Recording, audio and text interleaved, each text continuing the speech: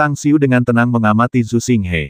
Dia sangat menyadari betapa besar godaan yang dibawa oleh seni kultivasi dan pil obat bagi kebanyakan orang. Untuk naik dan menjadi immortal adalah sesuatu yang melampaui kesadaran banyak orang, untuk memulai. Tetapi kekuatan untuk memanggil kekuatan alami adalah tujuan immortal yang dikejar oleh seniman bela diri yang tak terhitung jumlahnya. Tetapi hal yang paling penting adalah masih hidup para kultivator. Dengan statusnya, Zhu Xinghe pasti mengetahui beberapa kabar angin tentang para kultivator bahwa, semakin tinggi kultivasi yang dimiliki, semakin panjang umurnya. Bagi mereka yang berada di puncak dan memiliki kekuasaan di tangan, semakin mereka miliki, semakin mereka takut mati. Tang Xiu kemudian merasa bahwa bahkan jika Zhu Xinghe mungkin tahu tentang aspek-aspek ini, dia memutuskan untuk mengingatkan pria itu betapa besar peluang yang baru saja dia berikan padanya. Zhu Xinghe, seni kultivasi ini yang saya berikan kepada Anda dapat membawa Anda ke tahap akhir pemurnian Qi. Transformasi True Qi menjadi True Essence adalah semacam perubahan kualitatif yang dapat meningkatkan umur Anda. Anda bisa berharap untuk hidup hingga 100 tahun setelah Anda mencapai tahap akhir penyulingan Qi. Ada juga tahap pendirian yayasan di atasnya. Penggarap pada tahap akhir dari dunia ini dapat hidup selama setidaknya 300 tahun. Tang, kamu juga memiliki seni kultivasi hingga tahap akhir dari pendirian yayasan. Tanya Zhu Xinghe buru-buru. Panggil saja aku bos nanti. Kata Tang Xiu ringan. Lebih jauh, seni kultivasi saya tidak terbatas pada tahap akhir dari pendirian yayasan. Ada juga Golden Core dan Naschen Soul Stages, bahkan yang untuk tingkat kultivasi yang jauh lebih tinggi. Selama Anda setia dan mengabdikan diri untuk menyelesaikan tugas yang Anda berikan di masa depan, Anda dapat berharap untuk mendapatkan tingkat berikutnya seni kultivasi ini satu demi satu. Kamu bisa mengharapkan kesetiaanku yang immortal dan bahwa aku akan menyelesaikan setiap tugas yang kamu berikan kepadaku. Jawab Zhu Xinghe dengan tegas. Tahan, apakah kamu tidak ingin tahu apa yang saya ingin kamu lakukan? Tang Xiu ringan berkata sambil tersenyum. Saya akan melakukan apapun yang Anda minta saya lakukan. Kata Zhu Xinghe dengan suara berat. Benar-benar patriark keluarga, bukan? Anda mendapatkan kebijaksanaan yang tidak bisa dibandingkan dengan rata-rata orang. Tang Xiu tertawa kecil dan berkata, sebenarnya, tugas yang akan saya berikan kepada Anda sangat sederhana. Anda akan menjadi direktur intelijen di Provinsi He di bawah Sekte Tang yang mana kepala intelijen akan mengunjungi Anda satu-satunya orang yang perlu Anda laporkan nanti. Intelijen, Anda ingin saya hanya melakukan pengumpulan informasi. Seru Zhu Xinghe. Dengan ekspresi yang jelas dan suara yang dalam, Tang Xiu menjawab, jaringan lengkap jaringan Intel akan ditenun di seluruh China, dan Anda adalah salah satu simpul di HUB yang adalah Provinsi He, yang bertanggung jawab atas pengumpulan informasi semua atas provinsi ini. Ada juga yang lain di provinsi lain seperti Anda. Jika informasi tersebut terkait dengan daerah lain, seseorang secara alami akan menghubungi Anda untuk bertukar informasi untuk membandingkan dan menyusunnya sehingga memperoleh konten informasi secara menyeluruh. Zhu Xinghe menjadi lebih serius dan serius, menatap Tang Xiu dengan kaget. Harus dicatat bahwa dia adalah Zhu Patriark, terutama keluarga pertama di He Province, namun dia hanya simpul dalam jaringan Intel ini, sedangkan ada juga yang lain yang bertanggung jawab untuk provinsi dan wilayah lain seperti dia. Jika yang sangat mungkin, eksekutif puncak Intel ini memiliki status dan identitas yang setara dengan saya, bukankah itu berarti kepala intelijen tertinggi akan memiliki energi yang sangat menakutkan di tangan? Perintah yang sangat tinggi. Apakah Tang Xiu ingin mengendalikan negara ini? Melihat melalui pikiran Zhu Xinghe, Tang Xiu dengan acuh melanjutkan, tidak ada ambisi seperti itu yang pernah terlintas di pikiran saya. China terlalu kecil dan tidak layak untuk diperebutkan. Setelah jaringan Intel telah mencakup seluruh China, Anda dapat melihat langkah selanjutnya di mana web akan mencakup setiap sudut dan sudut dunia, menggantikan agen intelijen pertama di dunia saat ini, Dark Queen. Tetapi jaringan hanya akan melayani Tang Sekte pada saat itu. Anda, di sisi lain, mendapatkan seni kultivasi yang membuat Anda anggota pinggiran dari Sekte Tang, sejalan untuk diserap sebagai murid luar nanti.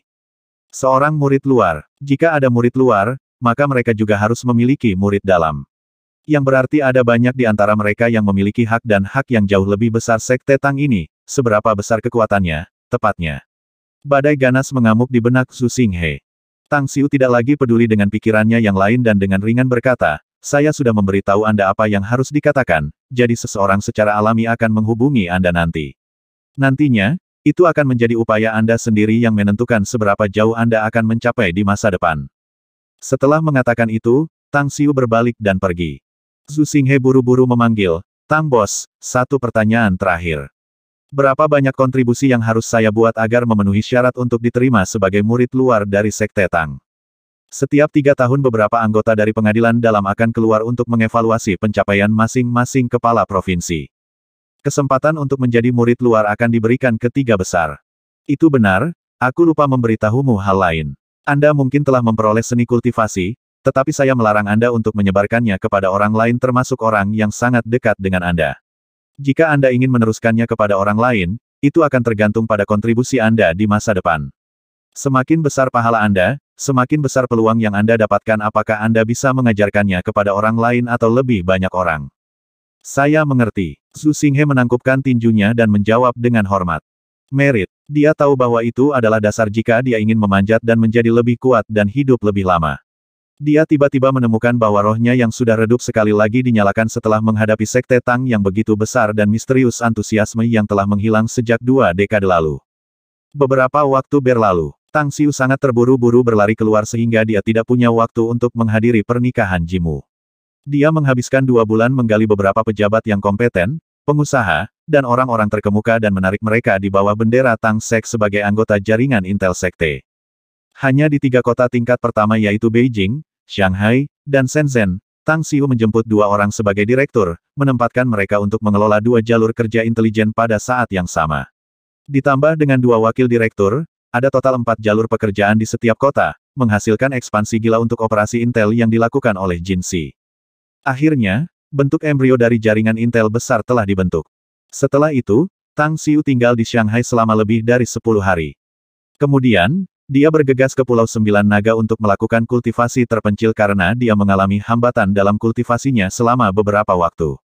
Itu bukan karena tingkat kultivasinya yang kurang, tetapi lebih karena kebutuhan untuk menyerap berbagai jenis energi dalam jumlah besar.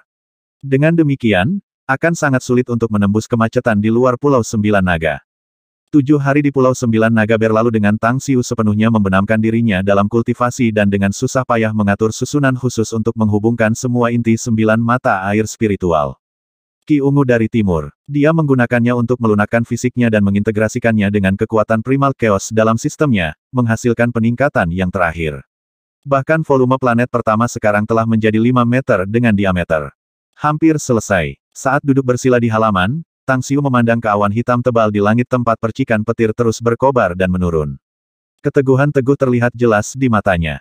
Dia terus mengekstraksi kekuatan primal chaos yang sangat besar dari planet pertama dan dengan gila-gilaan menanamkannya ke dalam meridiannya, menyebabkan energi yang sangat besar untuk mulai beredar. Sementara itu, sekelompok bintang tertentu di alam semesta dan benda-benda langit yang tak terhitung mulai memancarkan cahaya terang pada saat yang sama. Gugus bintang ini tidak seperti yang lainnya dalam ruang lingkup alam semesta karena ini adalah bola bintang mati. Tetapi lebih dari 80% planet di bintang ini memiliki bentuk kehidupan yang tak terhitung jumlahnya yang menghasilkan keturunan yang tak terhitung jumlahnya. Namun, pada saat ini, ratusan juta makhluk hidup semuanya dikejutkan oleh cahaya yang dipancarkan dari seluruh planet. Beberapa makhluk dengan kekuatan besar melayang ke angkasa untuk mencari tahu alasan mengapa planet ini tiba-tiba memancarkan cahaya seperti itu. Namun, tak satu pun dari makhluk-makhluk ini dengan kekuatan gaib yang mampu mengetahuinya.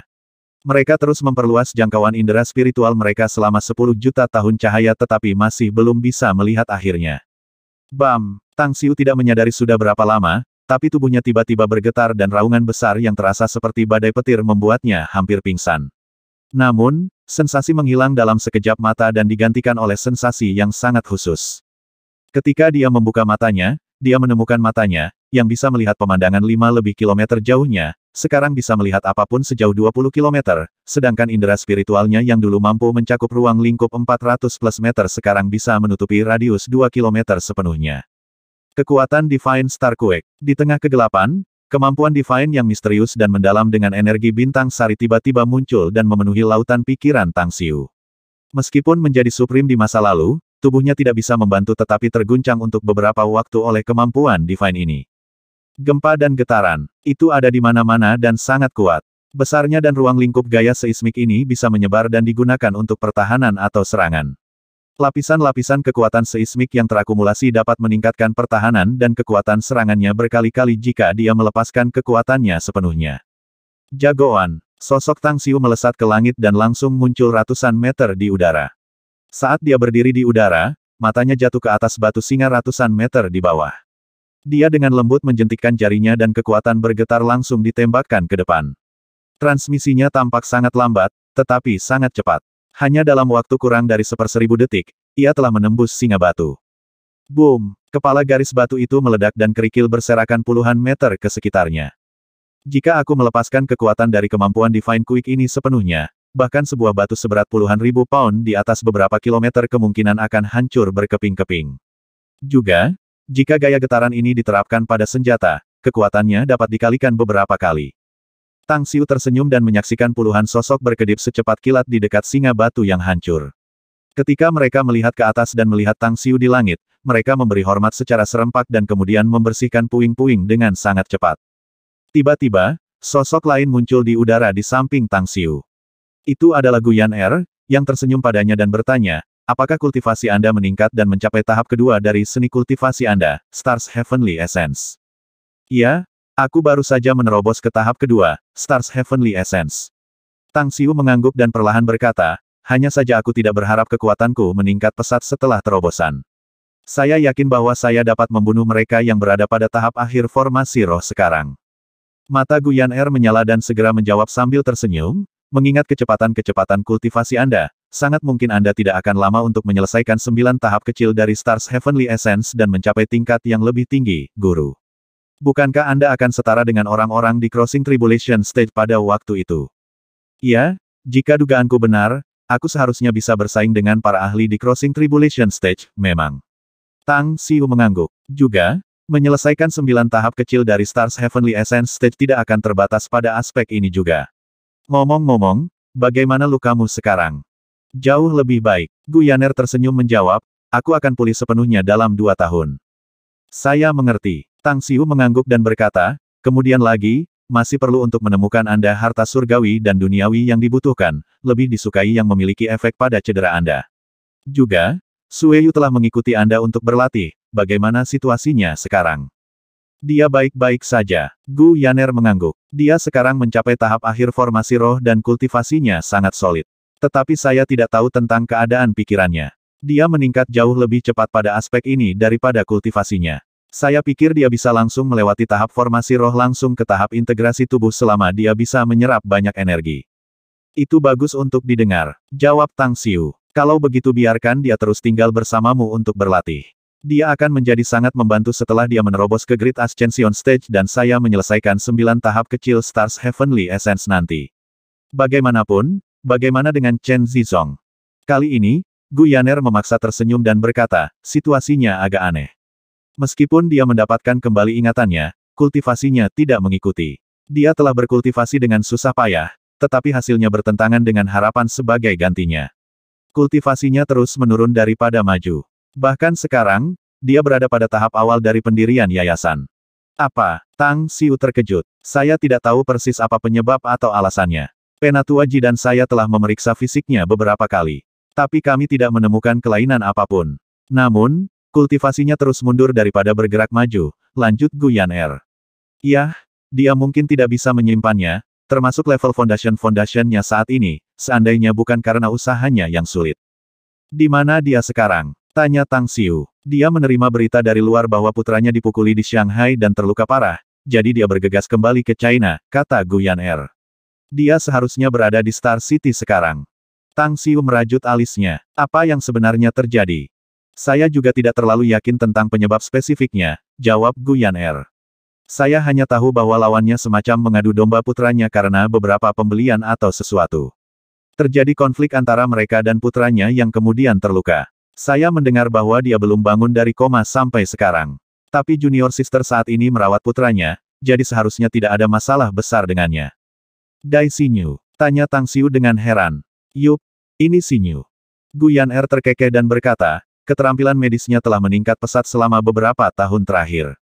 Saya mendengar dia sudah sangat terkenal di Star City, dan bahkan banyak pasien dari daerah lain berbondong-bondong ke sana untuk menemukannya, berharap mereka dapat dirawat olehnya. Juga, Xiao Xue mengatakan bahwa 4 Grandmaster pengobatan Tiongkok di China mengunjungi Star City untuk mengujinya pada beberapa keterampilan medis. Hasilnya mengejutkan mereka, dan mereka berpikir bahwa Suster Junior akan menjadi tokoh yang sangat menonjol dalam pengobatan Tiongkok bertahun-tahun kemudian. Salah satu dari mereka bahkan mengatakan bahwa dia kemungkinan besar akan menjadi dokter Divine baru setelah Anda. Setelah mendengar ini, Tang Xiu tidak terlihat bahagia sedikitpun tetapi diam-diam menghela nafas dan menggelengkan kepalanya. Dia memang memiliki beberapa prestasi dalam pengobatan Tiongkok, tetapi dia terlalu banyak menghabiskan waktu dalam aspek ini, yang menurut saya pasti akan mempengaruhi kultivasinya. Saya kira, kultivasinya belum mencapai tingkat tinggi, kan? Ya, dia hanya pada tahap awal dari yayasan pendirian sekarang. Gu Yan'er mengangguk. Apakah Anda mengirim seseorang untuk memberinya banyak sumber daya kultivasi? Tanya Tang Xiu. Yah, bagaimanapun juga, dia adalah adik perempuanku, Tuan. Gu Yan'er terkekeh. Mengirimnya beberapa sumber daya kultivasi tepat. Meskipun sayang sekali aku belum punya kesempatan untuk mengobrol dengannya. Jangan khawatir tentang itu. Anda akan mendapatkan banyak peluang untuk itu di masa depan. Tang Xiu tersenyum. Suara mendesing. Sesosok berkedip dari kejauhan dan mendekat seperti sambaran petir. Hanya dalam beberapa napas, orang itu berdiri di depan Tang Xiu dan Gu Yan'er. Tuan, Tuan Besar. Setelah memberi hormat, Gu Xiaoxue melaporkan. Saya baru saja menerima berita dari Jepang. Kuwako berada dalam situasi yang mengerikan dan membutuhkan bantuan. Saya sudah mengirim beberapa orang di dekat Jepang untuk bergegas ke sana, tetapi mereka hanya beberapa murid luar dan luar, sehingga mereka tidak akan bisa berbuat banyak. Apa yang sebenarnya terjadi? Tanya Tang Xiu dengan perubahan ekspresi.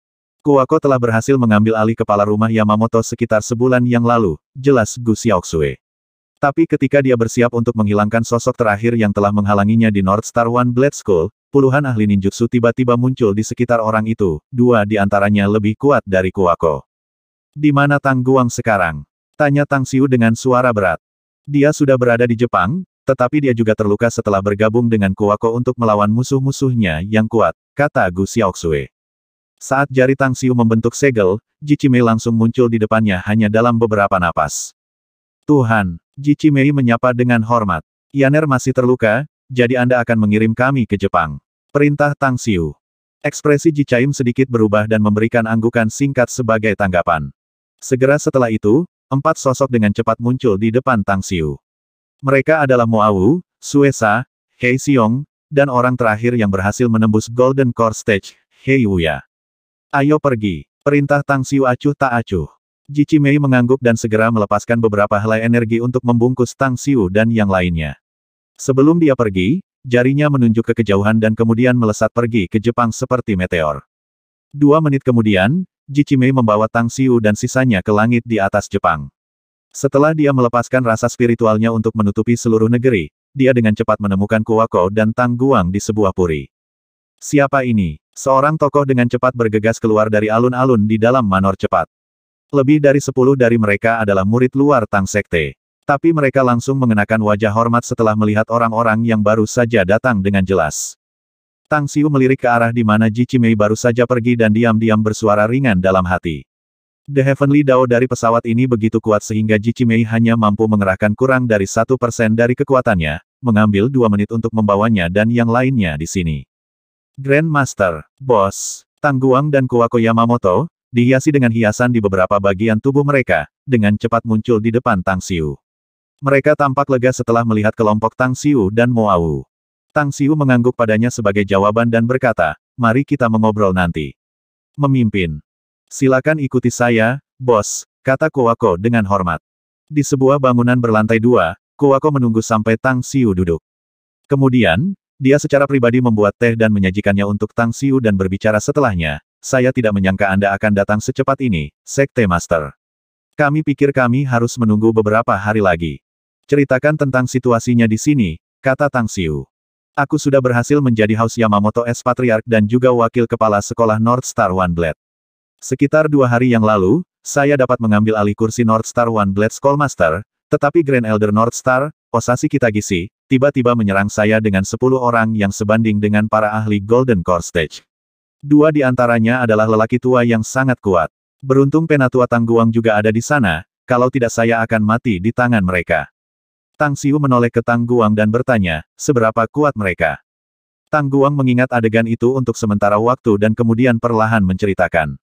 Aku belum menerobos ke Nas Chen Sol, jadi aku tidak terlalu yakin seberapa kuat para ahli Nas Chen Sol. Namun, kedua kakek itu pasti bisa menekan ahli Golden Core tahap akhir. Luka saya dan Kuwako juga disebabkan oleh mereka berdua. Tapi apa? Tanya Tang Xiu dengan alis berkerut. Pria Osashi Kitagisi itu tidak bergerak sama sekali, kata Tang Guang dengan sungguh-sungguh. Namun, dia bisa mengendalikan begitu banyak ahli di bawahnya, yang membuatku curiga bahwa kekuatannya lebih unggul. Mungkin, dia benar-benar memiliki kekuatan yang sebanding dengan para ahli Naschen Soul. Tang Xiu bergeser kembali ke Kuwako dan bertanya, aku ingin tahu detail pria Osashi Kitagisi ini. Osashi Kitagisi pada awalnya adalah instruktur pelatihan di North Star One Blade School. Dia kemudian dipromosikan setelah menyelesaikan misi khusus dan memberikan kontribusi besar bagi sekolah. Dia telah menunjukkan kemampuan hebatnya sejak dia menjadi penatua. Dia terus-menerus memberikan kontribusi yang bermanfaat bagi sekolah dan dengan demikian, diangkat sebagai Grand Elder dan kemudian merasa terhormat untuk memasuki Dewan Penatua. Tapi sejauh yang saya tahu tentang dia, agak tidak mungkin baginya untuk memiliki kekuatan yang hebat meskipun dia bisa masuk Dewan Penatua, apalagi mengendalikan begitu banyak ahli di sekitarnya. Meskipun saya harus mengatakan bahwa saya memiliki keraguan dan kecurigaan terhadap masalah ini. Apa yang kamu curigai, tepatnya? Tanya Tang Xiu. Saya menduga bahwa kedalaman sekolah pedang Onestar North Star tidak sesederhana apa yang saya hubungi, kata Kuwako. Meskipun aku tidak mengenal satupun dari para pakar yang muncul bersama Osashi Kitagisi, aku curiga mereka juga berasal dari sekolah para ahli yang telah dipersiapkan secara rahasia. Tang Xiu mengerutkan kening dan berkata, maksudmu beberapa orang di North Star One Blade tidak ingin kau menjadi kepala sekolahnya. Itu benar, Kuwako menegaskan dengan suara rendah. Alasan aku mendapat kesempatan untuk menjadi kepala sekolah adalah karena aku mengendalikan yang sekarang dan memaksanya untuk tunduk padaku. Hai, tidak ada yang dilakukan dengan paksa akan menyenangkan. Keengganan tidak pernah dapat menghasilkan hasil yang diinginkan. Tang Xiu menghela nafas dan kemudian bertanya, jadi, di mana kepala sekolah North Star One Blade saat ini? Dia menghilang. Kuwako menggelengkan kepalanya dan berkata, meskipun aku mengendalikan hidup dan mati, yang membuatku berbagi hubungan tertentu dengannya, aku tidak tahu mengapa dia bisa melindungi persepsiku untuk merasakannya, jadi aku tidak tahu di mana dia sekarang. Dia hilang. Tang Xiu cukup terkejut. Harus dicatat bahwa mantra penguasa jiwa yang diajarkan pada Kuwako adalah seni rahasia yang sangat kuat. Namun, ada seseorang di dunia ini yang bisa melindungi dan memblokirnya. Sosok seperti apa yang mungkin memiliki kekuatan supernatural yang begitu besar di Jepang? Tang Xiu mengalihkan fokusnya ke Kuwako, tapi ada sedikit keraguan di wajahnya. Sebenarnya, dia bisa menemukan siapapun di bawah mantra penguasa jiwa yang dilemparkan oleh Kuwako, tetapi seni rahasia ini membutuhkan esensi darahnya. Begitu dia mengambilnya dari dia, itu sama dengan memberikan cedera besar yang akan mempengaruhi kultivasinya. Setelah mempertimbangkan pro dan kontra, dia akhirnya menyerah pada ide itu dan perlahan bertanya, apakah kamu tahu di mana pria Osashi Kitagisi ini sekarang? Dari laporan rahasia yang kuterima padanya, dia membawa para pakar itu ke titik diam beberapa kilometer dari sini. Tapi rumah bangsawan itu dijaga ketat oleh para ahli dari North Star One Blade School. Meskipun saya mengendalikan sepertiga dari orang-orang ini dan 80% sisanya akan mendengarkan perintah saya tidak berani mengekspos mereka sekarang. Kamu menanganinya dengan benar. Tang Xiu mengangguk dan berkata, jika lawannya hanya Osashi Kitagisi saja, kamu dapat mengumpulkan semua tenaga yang harus kamu singkirkan karena kamu dapat menggunakan angka untuk membunuhnya tidak peduli seberapa kuat dia adalah.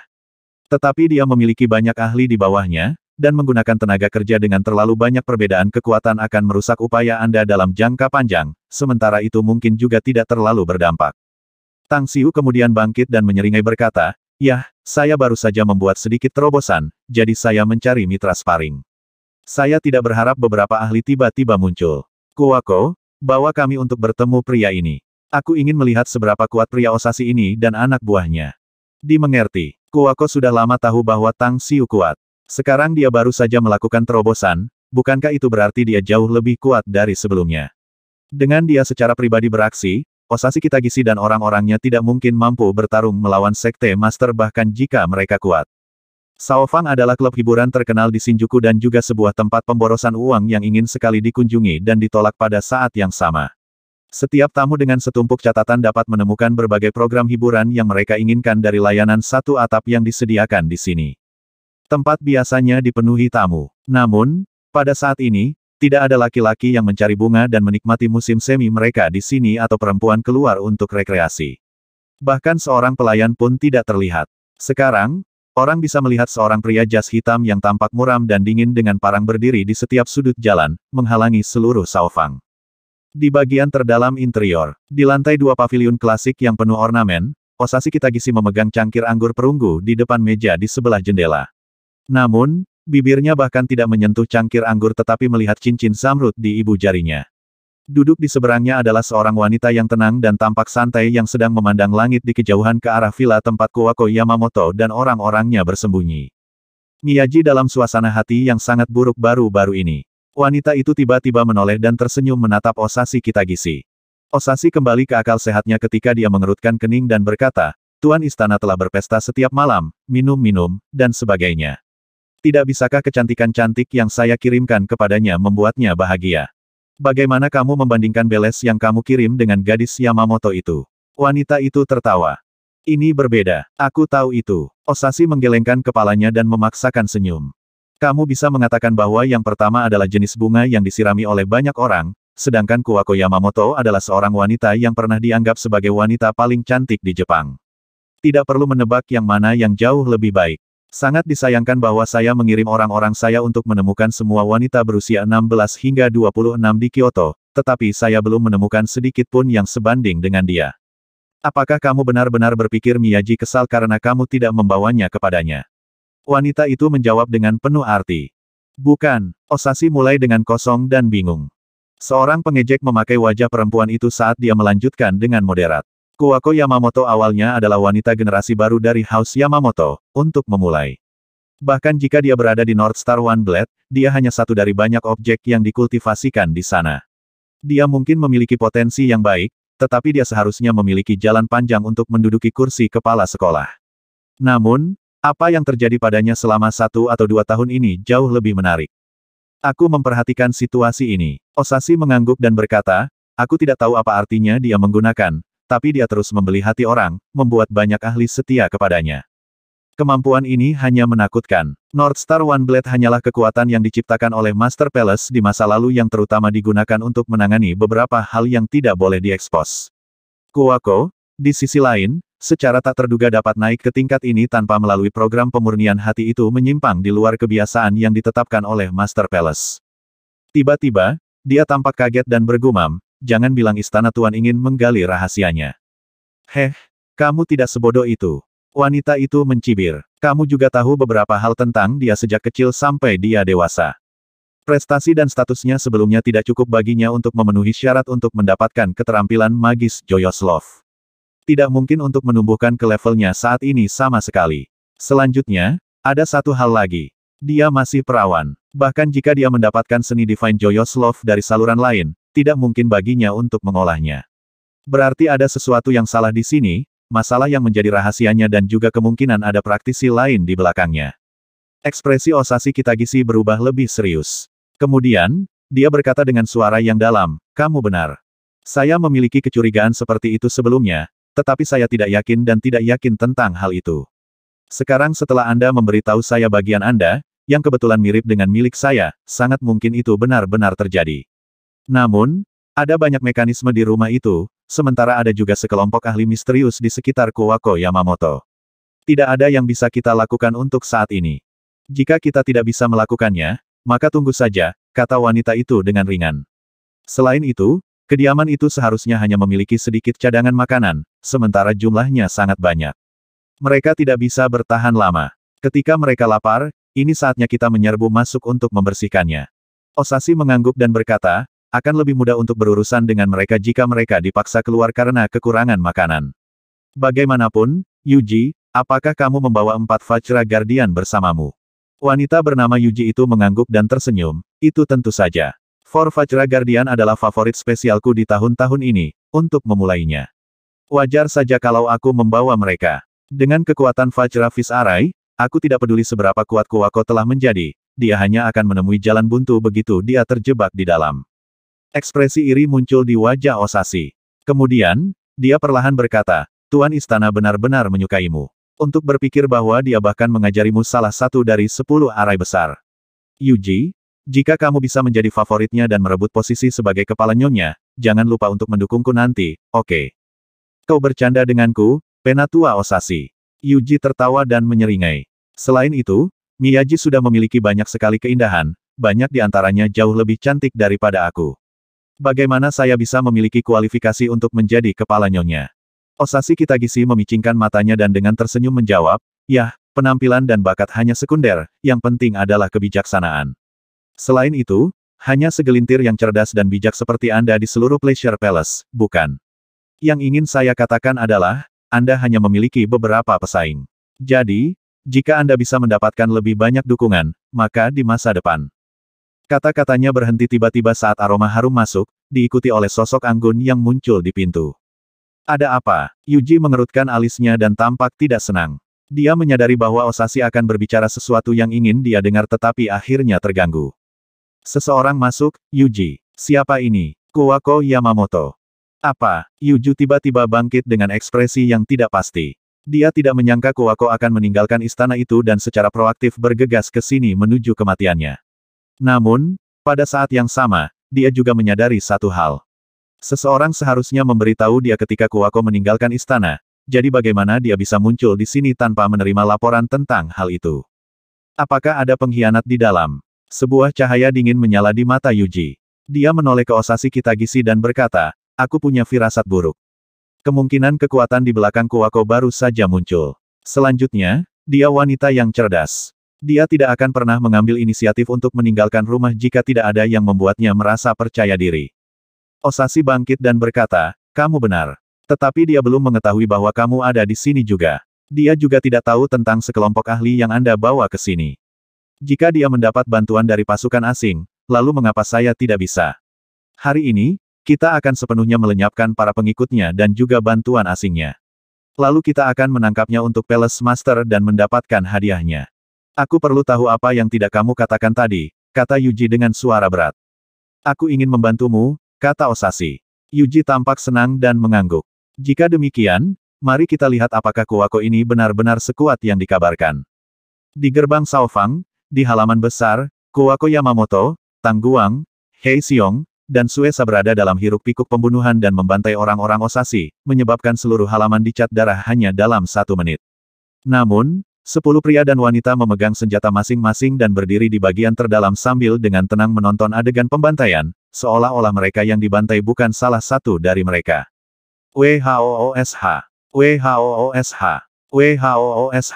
9 sosok berkedip sangat cepat dari kejauhan dan muncul di depan 10 orang dalam sekejap mata. Namun, Osashi Kitagisi mengerutkan alisnya ketika dia menyaksikan bawahannya yang terakhir ditikam tepat di jantung dan kemudian ditendang. Sebuah cahaya dingin mengisi dan berkedip di matanya saat visinya masih melekat pada orang-orang di halaman dan akhirnya, mendarat di Tang Xiu. "Kamu siapa? Beraninya kau ikut campur dalam urusan internal Onestar Northblade?" Osashi Kitagisi langsung mengabaikan Kuwako dan dengan dingin menanyai Tang Xiu. Dia menyadari bahwa orang ini dengan topeng perunggu harus menjadi tokoh utama dan pendukung di belakang Kuwako Yamamoto. Tang Xiu mengenakan topeng perunggu sambil memegang lengannya dan tidak bergerak sama sekali, juga menonton kelompok Osashi. Dia bisa merasakan bahwa orang-orang ini sangat kuat dari aura mereka, terutama orang yang baru saja berbicara dan wanita di sebelahnya. Aroma penyihir jiwa. Aroma samar dari tubuh wanita itu membuat Tang Xiu sedikit terkejut karena itu mirip dengan aroma bewitching jiwa yang digunakan oleh para penyihir di dunia immortal. Meskipun agak jauh darinya, dia masih bisa mencium aroma itu dengan kemoreseptornya yang tajam. Sementara itu, Kuwako menerjemahkan kata-kata Osashi Kitagasi dalam bahasa Inggris. "Northstar One Blade Style, iya." Ekspresi mengejek memenuhi mata Tang Xiu saat dia berbicara dalam bahasa Inggris yang lancar. "Aku sudah jelas tentang seberapa besar kekuatan yang ditawarkan oleh Northstar One Blade School, khususnya Five Elements Ninjutsu, yang merupakan teknik yang sangat kuat. Namun, itu tidak lain hanyalah sampah dibandingkan dengan seni kultivator karena sangat sulit bagi orang-orang yang berlatih untuk mencapai level Anda. Anda bertanya siapa kita? Kenapa kau tidak memperkenalkan dirimu dulu?" Osashi mengerutkan kening dan berbalik untuk melihat Yuji di sampingnya. Kemudian, dia menggelengkan kepalanya dan menjawab, "Tunjukkan kekuatanmu terlebih dahulu jika kamu ingin tahu siapa kita. Yang lemah tidak memiliki kualifikasi untuk mempelajarinya." "Apakah begitu?" Tang Xiu bertepuk tangan dan kemudian tetap diam. "Engah." Seorang pria parubaya gemuk berdiri di garis paling kanan dari 10 pria dan wanita di belakang Osashi Kitagisi tiba-tiba mengalami perubahan drastis dalam ekspresi. Pupil matanya menyusut saat lengan kirinya dengan cepat terputus. Itu disebabkan oleh pedang yang tampaknya memiliki kecerdasan sendiri yang muncul tiba-tiba dan langsung menghilang segera setelahnya. Hanya lengan yang dimutilasi terbang dan darah yang muncrat membuktikan serangan instan beberapa saat yang lalu. Ark, pria pendek dan gagah itu berteriak sambil langsung menutupi bahunya dengan telapak tangannya yang tebal. Dia mengedarkan energi di tubuhnya dengan panik untuk menghentikan pendarahan dengan cepat. Kepanikan dan kengerian tampak jelas di wajah orang-orang lain ketika mereka segera melirik ke sekeliling dengan waspada karena takut mereka akan menjadi korban serangan aneh itu juga. Bahkan yang terkuat di antara mereka, Osashi Kitagisi dan Yuji, tidak terkecuali. Nah, apakah pria yang baru saja memotong lengannya juga seorang ahli? Tanya Tang Xiu dengan senyum tipis. Meskipun merasa tegang dan gelisah di dalam, Osashi dengan dingin menjawab, tentu saja dia ahli. Dia ahli, tapi aku bisa memotong lengannya. Apakah ini membuktikan bahwa kami memenuhi syarat untuk mengetahui asal Anda? Tanya Tang Xiu. Osashi Kitagisi dan Yuji saling bertukar pandang, lalu yang terakhir perlahan berkata, kamu memiliki kekuatan untuk memegahkan diri karena kamu bisa melukai bawahanku dalam sekejap mata, meskipun itu hanya serangan diam-diam. Pernahkah Yang Mulia mendengar tentang Joyous Palace? Alih-alih menjawabnya, Tang Xiu melirik sisanya. Semua orang menggelengkan kepala mereka, tetapi setelah beberapa waktu, Kuwako berbicara dengan suara rendah, kurasa aku sudah mendengarnya. Saya hanya tahu bahwa itu adalah sekte dan kekuatan paling misterius di Jepang. Bayangan mereka dapat dilihat secara harfiah di mana-mana, baik dalam tentara, politik, dan bisnis. Tang Xiu memberikan anggukan singkat sebagai tanggapan dan bergeser ke Osashi, berkata, ya, tiba-tiba aku merasa tidak ingin repot-repot mengetahui sekte apa yang kamu miliki sekarang. Selain itu, mereka yang menganggap saya sebagai musuh hanya memiliki satu tujuan kematian. Masalah hari ini hanya akan berakhir dengan kalian semua mati. Mata Kuwako bersinar. Dia segera mengeluarkan benda dari saku lengan bajunya dan melemparkannya ke langit, segera diikuti oleh boom. Membunuh. Dia terpaksa bersembunyi di Manor untuk melestarikan hidupnya dan telah menahan mood buruknya untuk waktu yang lama. Setelah melepaskan sinyal, dia adalah orang pertama yang bergegas maju untuk menyerang Osashi Kitagisi. Di belakangnya, Tang Guang, Hei Xiong, dan Sue Sa langsung mengikuti, termasuk Mo Au, yang belum bergabung dengan keributan. Tang Xiu sendiri tidak buru-buru bergerak dan hanya menonton Yuji yang tampak tegang mundur puluhan meter dalam sekejap saat dia muncul di atap gedung di belakangnya. Setelah dia balas menatapnya, dia mengaitkan jarinya dan mencibir. Bukankah kamu orang yang paling kuat di sini? Datang dan lawanlah aku daripada bersembunyi seperti kura-kura. Yuji tidak bisa merasakan kekuatan Tang Xiu, tapi dia tidak menganggap pria ini enteng dan berteriak dengan keras, 4 penjaga Vajra, bunuh BRAT itu. Tiba-tiba, 4 pria besar yang tegar muncul di depan Tang Xiu dalam sekejap mata. Setelah meletakkan Vajra Fish Array dan mengaktifkannya, mereka mengeluarkan senyum muram dan memandang Tang Xiu seolah-olah dia adalah anak domba yang siap bertaruh disembelih. Array jenis Buddha, Tang Xiu tampak agak canggung. Keempat pria ini jelas adalah pengikut wanita itu. Dari aroma wanita itu dari tubuh mereka, sudah pasti mereka baru saja bersenang-senang belum lama ini. Namun, bagaimana bisa wanita ini memiliki aroma penyihir jiwa serta tampaknya memiliki asal yang dalam dengan beberapa sekolah Buddhis? Sebuah sekte Buddhis seorang wanita kesenangan dan kegembiraan dan istana gembira. Rangkaian petunjuk yang saling terkait berikutnya dengan cepat membuat Tang Xiu menyadari bahwa orang-orang ini berasal dari kelompok sempalan Buddha Tantra, Sekte Joyous. Namun, tidak pernah terpikir olehnya bahwa orang-orang Sekte Gembira ini benar-benar bisa menjadi kekuatan paling misterius dan kuat di Jepang. Tidak heran banyak pria dan wanita Jepang sangat terbuka dalam hubungan mereka. Sementara mengeluarkan senyum aneh, Tang Xiu langsung menyambut serangan mereka dengan rentetan pukulan. Gambar-gambar pukulannya bergerak secepat kilat dengan kecepatan meninju setidaknya 2 kali lebih cepat dari mereka 4, memberikan ratusan pukulan hanya dalam beberapa napas. Ark, ark, 4 jeritan melengking datang dari 4 pria yang mengatur Vajra Fish Array. Tinju dan otot mereka berubah menjadi daging karena setiap inci tulang mereka dihancurkan dan otot-otot mereka terpelintir. Adegan itu entah bagaimana membuat Tang Xiu menggelengkan kepalanya dengan wajah yang sedikit menyesal.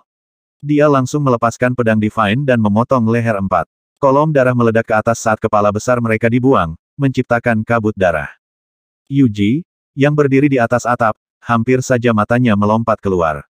Orang luar mungkin tidak tahu kekuatan keempat pria setianya, tetapi dia sangat jelas tentang hal itu karena dia adalah orang yang menggunakan metode rahasia dan sejumlah besar sumber daya untuk melatih mereka. Masing-masing dari mereka bahkan lebih kuat dari beberapa pembantu prajurit Buddha. Mereka bisa meledakkan bola besi seukuran kepala dengan pukulan mereka. Namun keempat pria yang mengatur Vajra Fist Array untuknya berubah menjadi sangat menyedihkan hanya dengan rentetan tinju pria ini meskipun mereka dibantu oleh Array yang membuat fisik dan kekuatan mereka lebih kuat. Kehilangan besar seperti itu benar-benar menyedihkan. Rasa sakit mencekik Yuji seperti ribuan pedang mencukur hatinya. Dia telah membayar seorang pangeran besar, hanya untuk menyaksikan hasil akhir di mana mereka baru saja dibunuh seperti itu oleh pria ini. Aku akan membunuhmu. Aura besar yang menekan keluar dari tubuhnya saat sosoknya menyerbu ke depan menuju Tang Xiu secepat kilat. Semua orang yang terlibat dalam perkelahian di sekitarnya tidak bisa membantu tetapi mundur untuk menghindari tekanan besar. Mata Tang Xiu menyala dan dia menggerakkan pergelangan tangannya untuk melepaskan kemampuan Divine Star Quake. Pedang di tangannya bergoyang di udara dan lapisan balok pedang yang tumpang tindih langsung melewati Yuji. Ini tidak mungkin. Sosok Yuji menjadi kaku dan terhenti. Dia memandang dada, perut, kaki, dan lubang berdarah di bahunya dengan tidak percaya. Dengan kultivasinya yang setara dengan para ahli Nas Chen Sol, dia bisa dengan jelas merasakan hilangnya kekuatan hidup dari tubuhnya. Tang Xiu tidak berhenti dan segera menarik kembali pedang Divine ke dalam tubuhnya dan menggerakkan jarinya dengan sangat cepat untuk menutup puluhan titik akupuntur Yuji, melarang Golden Core sariranya yang Buddha terbang keluar dan mengurangi hilangnya kekuatan hidupnya. Dia benar-benar membuatnya tidak memiliki kekuatan untuk bergerak dan tidak menimbulkan ancaman lagi. Berhenti. Tang Xiu berteriak keras sambil meraih lehernya. Pada saat itu, semua orang berhenti bergerak, beberapa di antaranya adalah bawahan Yuji yang secara khusus tampak tidak percaya. Pada saat semua musuh tertegun, tangan kiri Tang Xiu dengan cepat bergerak. Tiba-tiba, leher Osashi berdarah dan pedang menusuk hatinya.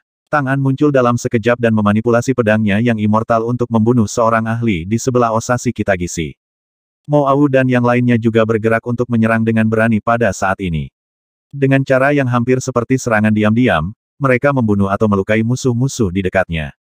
Kesalahan kecil apapun dalam pertarungan di antara para ahli akan menelan korban jiwa. Trik yang tidak biasa Tang Xiu adalah cerdik, pintar dan kejam. 10 menit kemudian, semua musuh di venue Shaofang terbunuh atau ditangkap. Mereka yang berusaha membalas balik juga dihentikan oleh bawahan Kuwako, tetapi setelah beberapa dari mereka turun, kelompok Mo Au akhirnya bergerak untuk membunuh musuh yang tersisa. Selanjutnya, mereka dari sekolah North Star One Blade yang bukan dari fraksi Kuwako semuanya terbunuh. Tetapi mereka yang membunuh mereka adalah orang-orang di bawah Kuwako. Tiba-tiba, krisis telah sepenuhnya terangkat. Di dalam gedung Shaofang, Tang Xiu dengan santai melemparkan Yuji ke lantai, duduk di kursi di seberangnya dan berkata, jaga Osashi Kitagisi dulu. Beri dia beberapa pil penyembuhan jika dia kehilangan kekuatan hidup terlalu cepat. Dimengerti. Mo Au dengan hormat menjawab dan berjalan keluar dari ruangan. Fokus Tang Xiu bergeser ke Yuji dan bertanya dalam bahasa Inggris yang fasih, luka itu tidak akan membunuhmu. Saya memiliki sarana untuk menyelamatkan dan bahkan menyelamatkan hidup Anda yang menyedihkan. Tapi saya ingin Anda bekerja sama dengan baik. Saya jamin Anda bisa hidup jika melakukannya. Dengan wajah pucat tanpa roh, Yuji menggelengkan kepalanya dan berkata, aku bisa mengatakan apa yang ingin kamu tanyakan padaku. Sayang sekali aku tidak akan pernah bisa memberitahumu bahkan jika aku mati. Anda tahu, hal yang paling mengerikan dan mengerikan di dunia bukanlah kematian itu sendiri, melainkan lebih disadari di perbatasan kehidupan dan kematian di mana Anda ingin mati tetapi tidak dapat melakukannya, kata Tang Xiu dengan acuh tak acuh. Aku bisa membuatmu berharap mati tetapi tidak bisa memilikinya dan hidup dalam kesakitan tanpa akhir selama 1, 10, atau bahkan 100 tahun. Tentu saja, saya juga memberi Anda kesempatan untuk memiliki kehidupan yang baik juga. Ini panggilanmu. Rasa takut muncul di mata Yuji saat dia terdiam untuk waktu yang lama. Kemudian, dia memecahkan es dan perlahan berkata, kamu tidak akan pernah bisa menghentikanku jika aku mati-mati. Tang Xiu melepas topeng perunggu di wajahnya dan mencibir. Saya dari Tiongkok dan seseorang yang dihormati sebagai dokter Divine di sana.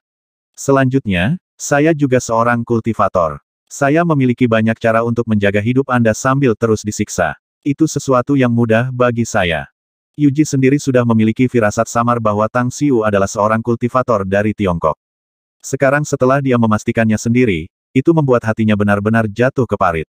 Sejak dia dibawa ke ranjang Master Istana, dia telah diperingatkan dengan sangat keras bahwa dia dapat memprovokasi praktisi dari dunia kultivasi barat dan dimanapun, menyelamatkan dari para kultivator Tiongkok dan sekolah-sekolah Buddha.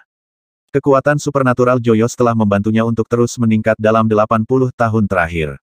Dia terus menjadi lebih kuat dan dengan demikian, mulai membuang peringatan Palace Master. Tapi sekarang, dia akhirnya mengalami betapa kuatnya seorang kultivator secara langsung. Dia juga akhirnya sangat jelas bahwa pendukung Kuwako ternyata adalah beberapa kultivator dari Tiongkok. Untuk hidup, atau mati, atau ingin mati tetapi tidak bisa. Menghadapi ketiga opsi ini, Yuji akhirnya membuang semua keraguannya dan langsung berkata, aku akan memberitahumu semua yang ingin kamu ketahui. Satu-satunya harapan saya adalah meninggalkan Jepang atau lebih baik, Asia, setelah saya melakukan itu. Anda tidak memiliki pengaruh untuk bertanya apapun. Tang Xiu menggelengkan kepalanya. Selain itu, bukankah kamu sudah pergi jika kamu bisa terbang ke tempat yang jauh? Bagaimana kamu tahu itu? Ekspresi Yuji berubah.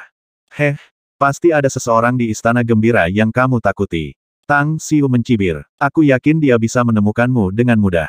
Sangat mungkin bahwa Anda tidak akan pernah bisa melarikan diri darinya bahkan jika Anda melarikan diri ke ujung bumi. Sedangkan Anda juga akan menghadapi pengejaran tanpa akhir jika Anda mengungkapkan sesuatu tentang orang ini. Yuji terdiam saat dia tahu bahwa Tang Xiu hanya mengatakan fakta. Miyaji istana memang memiliki kekuatan gaib yang aneh. Begitu dia mengkhianatinya dan dimanapun dia melarikan diri, dia punya sarana untuk menemukannya. Dia bahkan tidak harus pindah sendiri. Dia bisa berharap untuk memiliki banyak pembunuh dari istana Joyos yang panas di ekornya sampai mereka membunuhnya. Kemungkinan lain adalah Miyaji sendiri yang akan bertindak. Tetapi akhir hidupnya tidak sesederhana itu dan sangat mungkin berada di perbatasan antara hidup dan mati. Kamu mungkin kuat, tapi kamu seperti semut bagiku, kata Tang Xiu dengan tenang. Mematuhi permintaan saya dan Anda dapat berharap bahwa saya tidak hanya dapat menyelamatkan hidup Anda, tetapi juga menjaga kultivasi Anda. Itu tidak mungkin. Yuji menggelengkan kepalanya. Luka saya terlalu berat dan fisik saya rusak parah. Bahkan orang immortal tidak bisa menyembuhkan saya. Satu-satunya akhir terbaik yang bisa saya harapkan adalah menggunakan seni rahasia jiwa untuk menangkap tubuh seseorang yang cocok untuk jiwa saya miliki. Namun, peluangnya sangat rendah. Dan kemungkinan akan sangat sulit untuk berkultivasi lagi. Melihat keengganannya, Tang Xiu segera mengeluarkan sebotol pil penyembuhan suci dari cincin interspatial dan dengan cepat memasukkan satu ke dalam mulutnya. Dia kemudian dengan hati-hati mengangkatnya dan memeriksa luka di sekujur tubuhnya. Dia segera membawanya ke kamar mandi dan mengisi bak mandi dengan air hangat dan meneteskan setetes body tempering liquid ke dalamnya, berkata, saya yakin Anda telah merasakan pil penyembuhan suci bekerja pada Anda. Rendam diri Anda dalam air hangat ini selama setengah jam. Anda akan hidup dan bahkan mendapatkan manfaat besar. Sekarang, katakan padaku, apakah kamu mau bekerja untukku? Hati Yuji naik setelah menyadari bahwa kultivator Tiongkok memiliki banyak kekuatan magis misterius. Dia telah mengalami tangan pertama dan mungkin memiliki efek lain pada dirinya juga, jadi dia segera menjawab, aku bersedia. Tang Xiu melemparkannya ke dalam bak mandi dan dengan cepat melepaskannya dari pembatasan. Kemudian, dia berbicara dengan suara yang dalam, mereka yang bekerja untuk saya akan berkembang, dan mereka yang menentang harus mati. Anda harus jelas tentang konsekuensi pengkhianatan. Juga, bertahan dan menanggung rasa sakit luar biasa yang akan Anda hadapi selanjutnya. Semakin lama Anda bisa bertahan, semakin baik manfaat yang akan Anda dapatkan. Aku akan menunggumu di luar. Setelah mengatakan itu, dia langsung keluar dari kamar mandi. Tubuh terbuka Yuji tidak membuatnya tertarik sedikit pun karena tubuhnya bahkan lebih buruk daripada kupu-kupu malam baginya. Jeritan memilukan datang dari kamar mandi di belakang, tapi Tang Xiu mengabaikannya. Bahkan mereka yang tidak terluka akan merasakan penderitaan dan rasa sakit dari body tempering liquid, bahkan ingin mati karenanya. Dalam kasus Yuji, dia mengalami banyak luka, dan banyak dari mereka menyentuh organ internalnya. Dengan demikian, rasa sakit yang disebabkan oleh cairan tempering tubuh pasti akan 10 kali lebih banyak daripada yang dirasakan oleh orang kebanyakan. Setengah jam berlalu, Tang Xiu telah menutupi tempat Cao Fang dengan arai.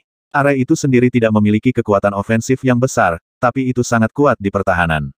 Baik itu dari dalam maupun luar, tidak ada yang bisa dengan mudah memecahkannya dan bergegas keluar jika mereka tidak mengerti susunannya. Itu adalah sebuah kemungkinan. Dia mungkin cukup tangguh untuk bahkan mengalahkan mereka di tahap formasi roh, tetapi jika dia berencana untuk melarikan diri dan juga memiliki beberapa teknik melarikan diri, dia tidak memiliki jaminan 100% bahwa dia bisa memaksanya untuk tinggal. Setelah mengatur barisan, Tang Xiu datang ke tempat Osashi Kitagisi ditahan. Pria itu mengatakan kepadanya semua yang dia tahu hanya dalam 10 detik, secara harfiah segalanya. Dia bahkan mengatakan semua ide dan tebakannya. Namun, Tang Xiu tidak menghindarkannya dan membunuhnya secara langsung. Dini hari ketika sinar matahari pertama terbit dari timur, Yuji, yang sekarang mengenakan pakaian bersih, berjalan keluar dari ruangan dan datang ke halaman. Setelah melihat Tang Xiu duduk bersila di batu biru itu, sebuah cahaya dingin melintas di matanya. Siapa namamu, Tuan? Kali ini, dia tidak berbicara bahasa Inggris tetapi bertanya dalam bahasa Mandarin yang lancar.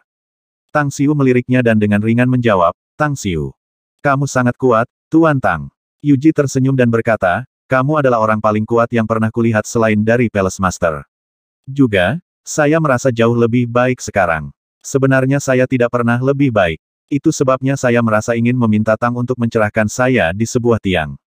Apakah dia menantangku? Jijik melintas di mata Tang Xiu saat ia dengan dingin berkata, luka Anda tidak mungkin untuk menyembuhkan secepat ini meskipun Anda telah mengambil pil penyembuhan suci dan cairan tubuh tempering. Sensasi yang Anda rasakan adalah karena tubuh Anda membaik karena beberapa alasan. Kamu benar-benar keliru jika kamu benar-benar berpikir kamu bisa menantangku sekarang.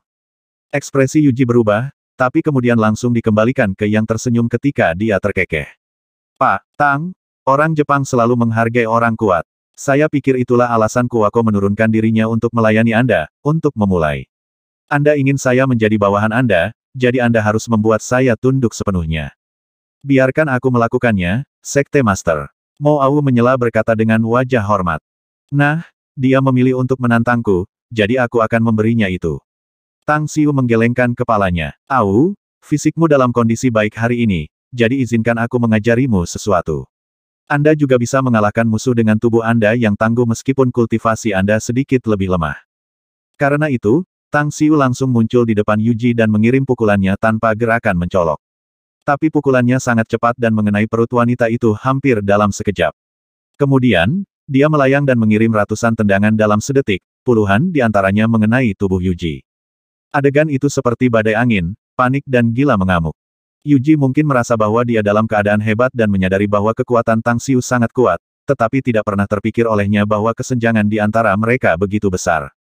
Sparring bukanlah pertarungan di mana para pejuang harus bertarung dengan semua yang mereka miliki. Dengan demikian, sangat sulit untuk melepaskan serangan mereka yang paling kuat karena mereka harus berhati-hati untuk tidak membunuh lawan.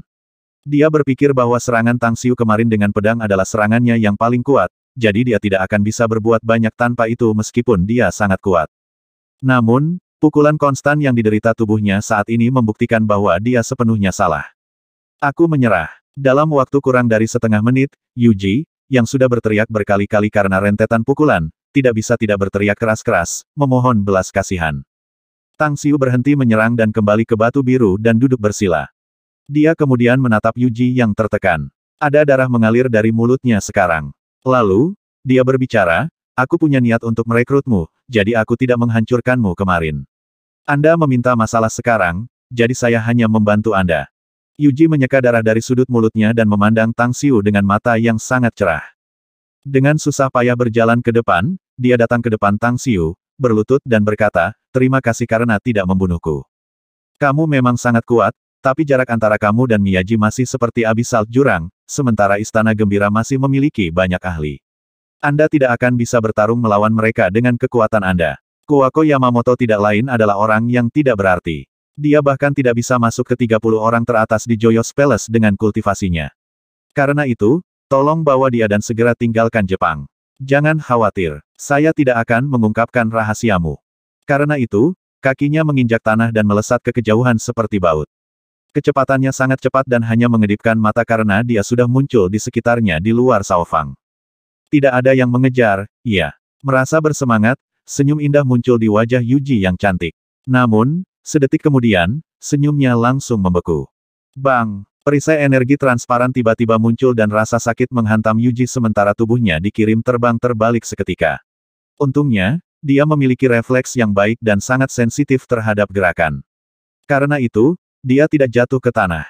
WHOOSH. WHOOSH. WHOOSH. Beberapa sosok muncul di sekitarnya, tetapi tidak ada yang menyerangnya. Namun, masing-masing dari mereka mengenakan seringai aneh sambil melihat penampilannya yang tertekan. Suesa mengelus dagunya dan menyeringai aneh. Yo, Bele, Sekte Master mengatur susunan ini sendiri.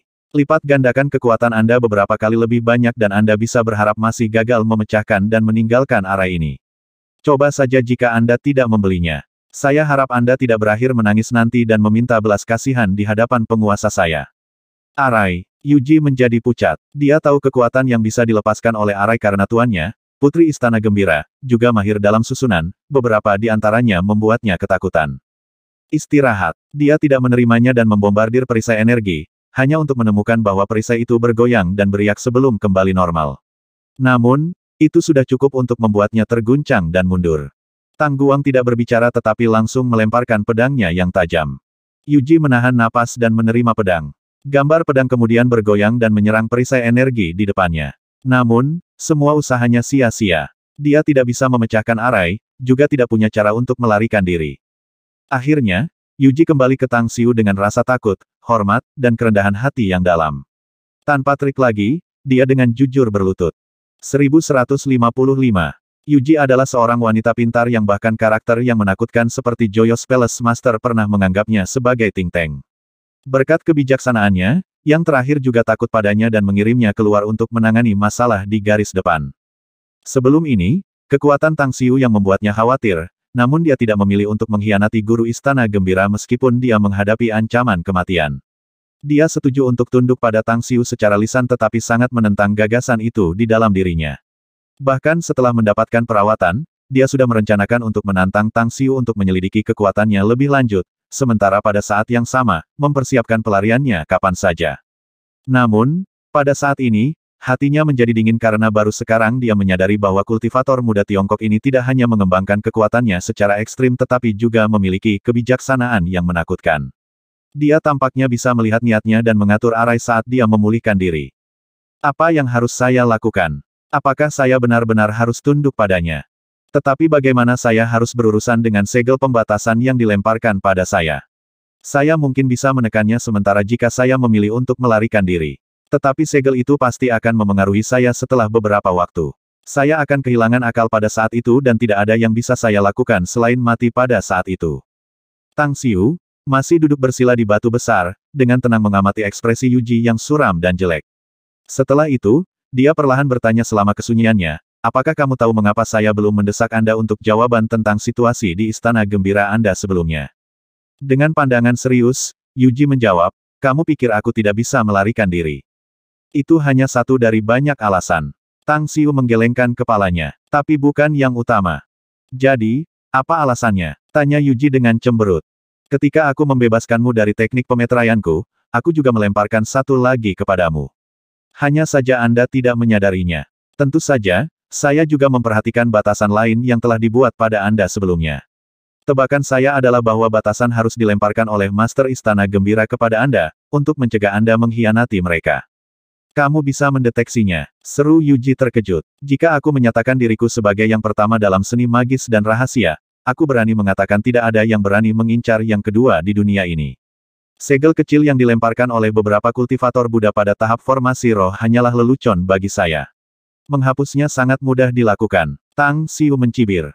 Baru sekarang ekspresi Yuji berubah drastis. Dia menatap Tang Xiu dan berkata, aku akan menjual hidupku kepadamu jika kamu benar-benar bisa melepaskan segel ini yang dilemparkan oleh guru Istana Joyous. Jangan katakan itu seperti hidupmu berharga bagiku.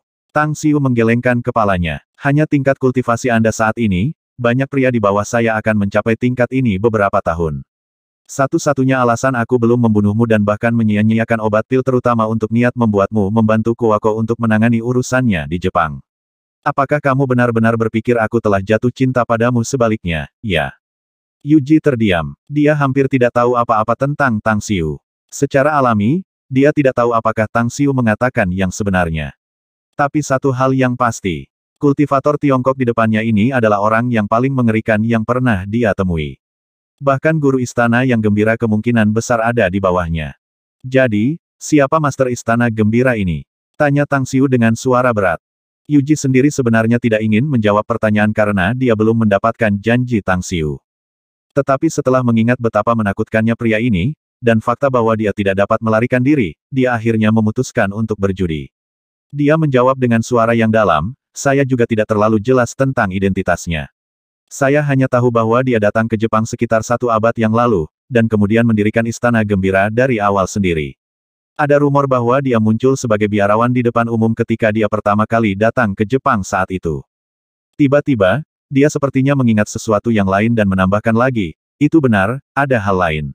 Dia harus dari Cina karena dia berbicara bahasa Cina ketika dia baru saja datang ke sini. Setelah tinggal di sini selama beberapa waktu, barulah ia secara bertahap belajar bahasa Jepang. Dugaanku adalah, dia seharusnya dari Sekte Gembira. Saya pernah mendengar dari seorang teman di dunia kultivasi bahwa sekolah Tantra Buddhis memiliki kelompok sempalan yang disebut Joyos Sek atau semacamnya. Sayangnya, prinsip dan ajaran penting dari sekte ini seperti siang dan malam dengan sekte-sekte Buddha dan karenanya, sekte-sekte Buddhis lainnya tidak dapat lagi mentolerir dan menampungnya, yang mengakibatkan insiden di mana semua anggota sekte Joyos dibunuh, atau dibuang.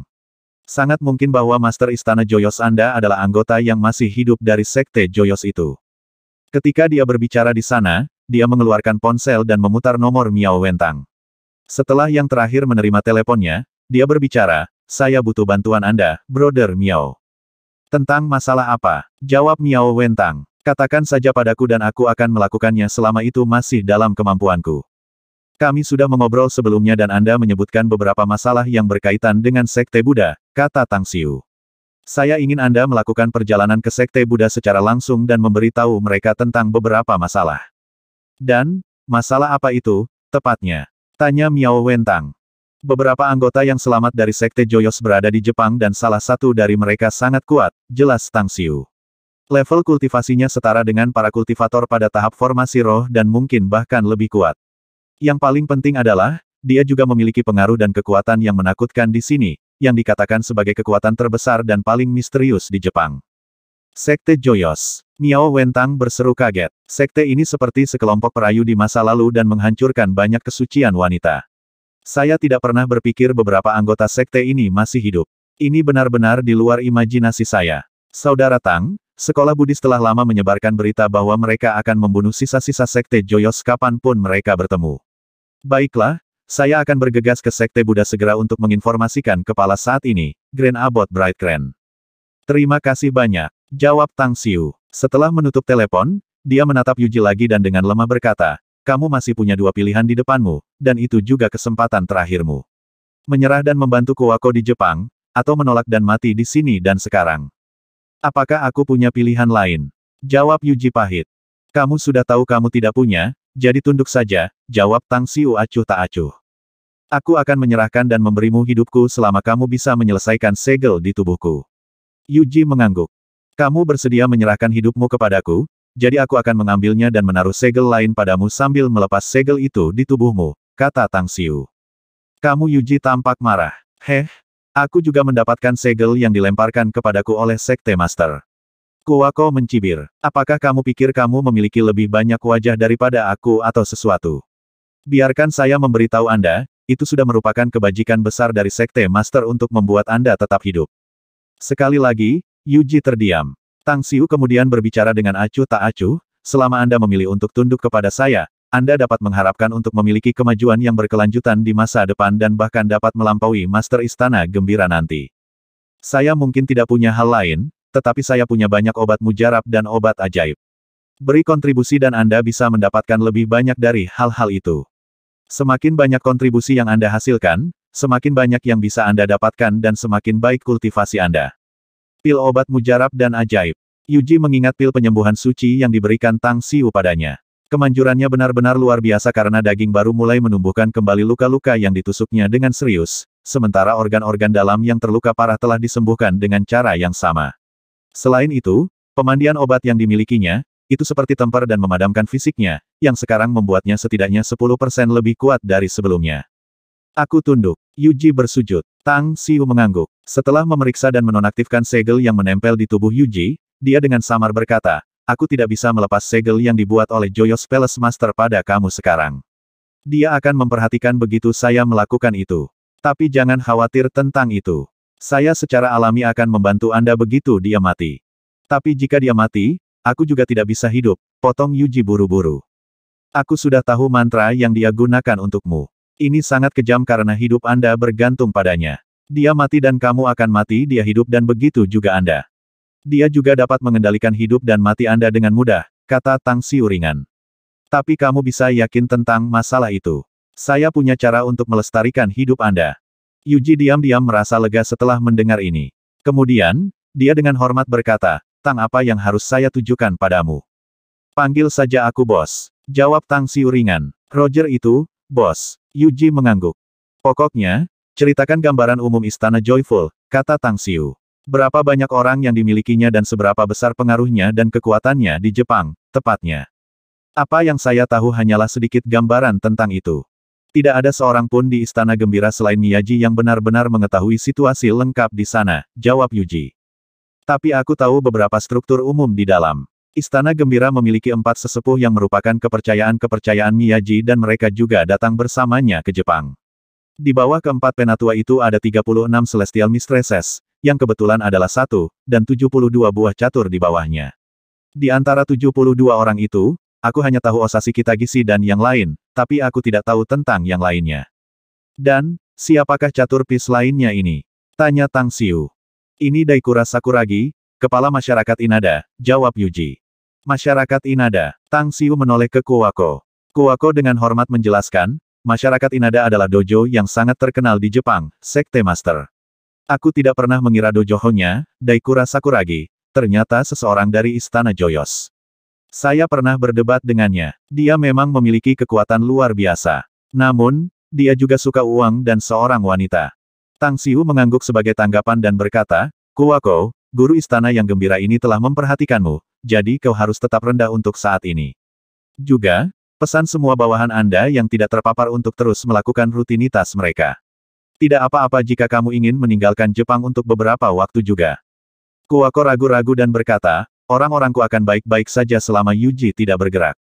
Aku bawahan bos sekarang, jadi aku secara alami tidak bisa mengkhianati kamu atau kalian laki-laki. Yuji buru-buru menyela. Tang Xiu dengan tenang berkata, Yuji, aku ingin kamu melakukan sesuatu. Masyarakat Inada adalah dojo terkenal di Jepang dan memiliki lebih dari 100 cabang, dengan masing-masing dojo dipimpin oleh salah satu murid Daikura Sakuragi. Distrik Amakawa. Dojo utama masyarakat Inada terletak di sini dan meliputi area seluas beberapa puluh hektar. Selain dari satu bangunan, itu diubah menjadi tempat pelatihan yang luas. Hanya ada beberapa murid di aula utama, tetapi kebanyakan dari mereka adalah elit. Di bagian dalam, di sebelah utara jembatan kecil dan aliran sungai adalah bebatuan, sedangkan utara ke bebatuan adalah paviliun gaya Jepang berlantai 2. Daikura Sakuragi duduk di dekat jendela lantai 2 sambil minum sake dan menikmati pijatan dari 2 pemijat cantik, sedangkan cerutu besar di tangannya terus mengeluarkan asap melengkung ke atas. Ketuk, ketuk, ketuk. Suara langkah berjalan datang dari tangga ketika seorang pria besar dan gagah dengan katana di pinggangnya muncul di depan Daikura, melaporkan. Dojoho, kami punya klien besar yang berkunjung. Daikura Sakuragi bahkan tidak repot-repot mengangkat kelopak matanya dan bertanya tanpa menjadi asin, klien besar apa? Dia bilang dia dari Singapura dan tahu bahwa ada banyak pasukan bawah tanah di Jepang. Itu sebabnya dia agak khawatir tentang keselamatannya dan ada di sini untuk menyewa beberapa pengawal dari kami, jelas pria kekar itu. Juga, dia mengatakan bahwa uang tidak menjadi masalah selama kita menjamin keselamatannya. Uang bukan masalah, iya. Sakuragi akhirnya melihat ke atas dan perlahan bertanya dengan ringan, berapa banyak otot yang dia inginkan, tepatnya. 100 orang, kata pria kekar itu.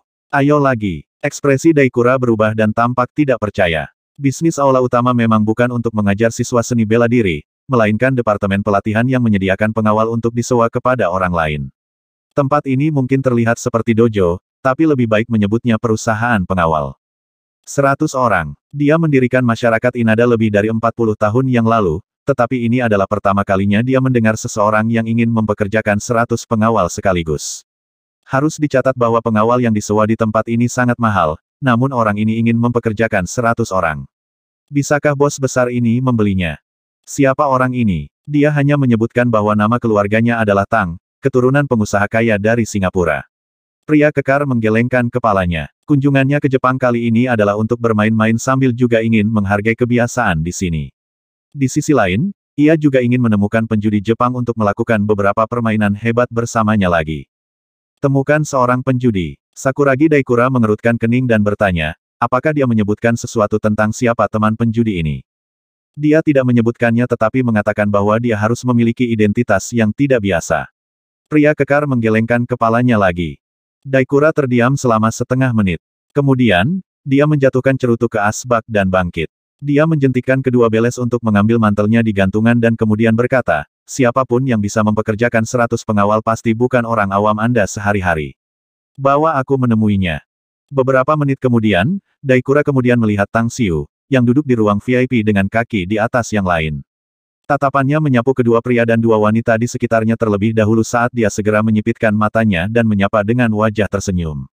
Kaulah yang disebut Tuan Tang, kan? Selamat datang di Jepang. Tang Xiu menoleh ke arah Kuwako yang telah mengubah penampilannya dan bertanya dalam bahasa Inggris, apa yang baru saja dia katakan. Kuwako menjelaskan kalimat itu dan akhirnya berkata, dia adalah dojoho atau kepala dojo dari masyarakat Inada, Daikura Sakuragi. Tang Xiu segera mengerti dan bangkit, berkata, senang bertemu dengan Anda, Tuan Sakuragi. Bagaimanapun, Anda harus mengerti saya berbicara dalam bahasa Inggris, kan?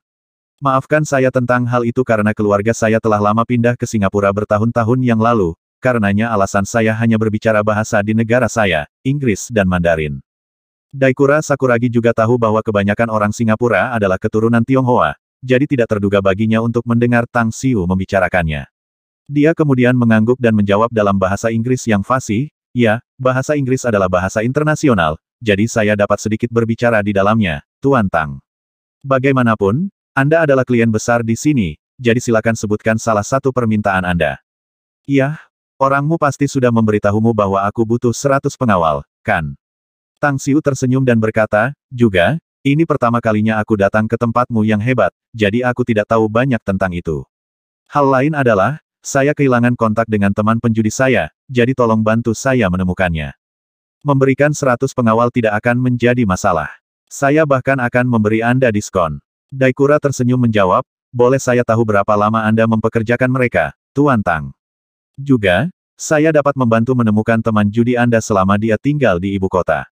Tang Xiu memikirkannya dan mengulurkan jari. Sebulan. Dan, apa nama teman judimu? Tanya Daikura. Nishi Masayoshi. Saya pikir cukup tokoh publik di ibu kota. Tang Xiu tersenyum berkata, dia mengatakan akan mengundang saya ke ibu kota Jepang dan menjadi tamunya. Aku hanya tidak bisa datang sebelumnya, agak dibatasi oleh jadwalku. Nishi Masayoshi. Ekspresi aneh terlihat di wajah Daikura. Dia tahu siapa orang ini, penjudi terkenal yang sering mengunjungi semua kasino di seluruh Jepang dan terkenal dengan keterampilan judi yang hebat. Selanjutnya, dia juga tahu fakta lain tentang dia. Pria itu juga punya perusahaan perjalanan. Dia mendengar perusahaan itu cukup besar tetapi orang itu sendiri terlalu malas untuk mengelola bisnis dan hanya memberikannya kepada bawahannya untuk ditangani. Pak Tang, kurasa aku bisa menemukan Nishi Masayoshi yang baru saja kau sebutkan ini, kata Daikura sambil tersenyum.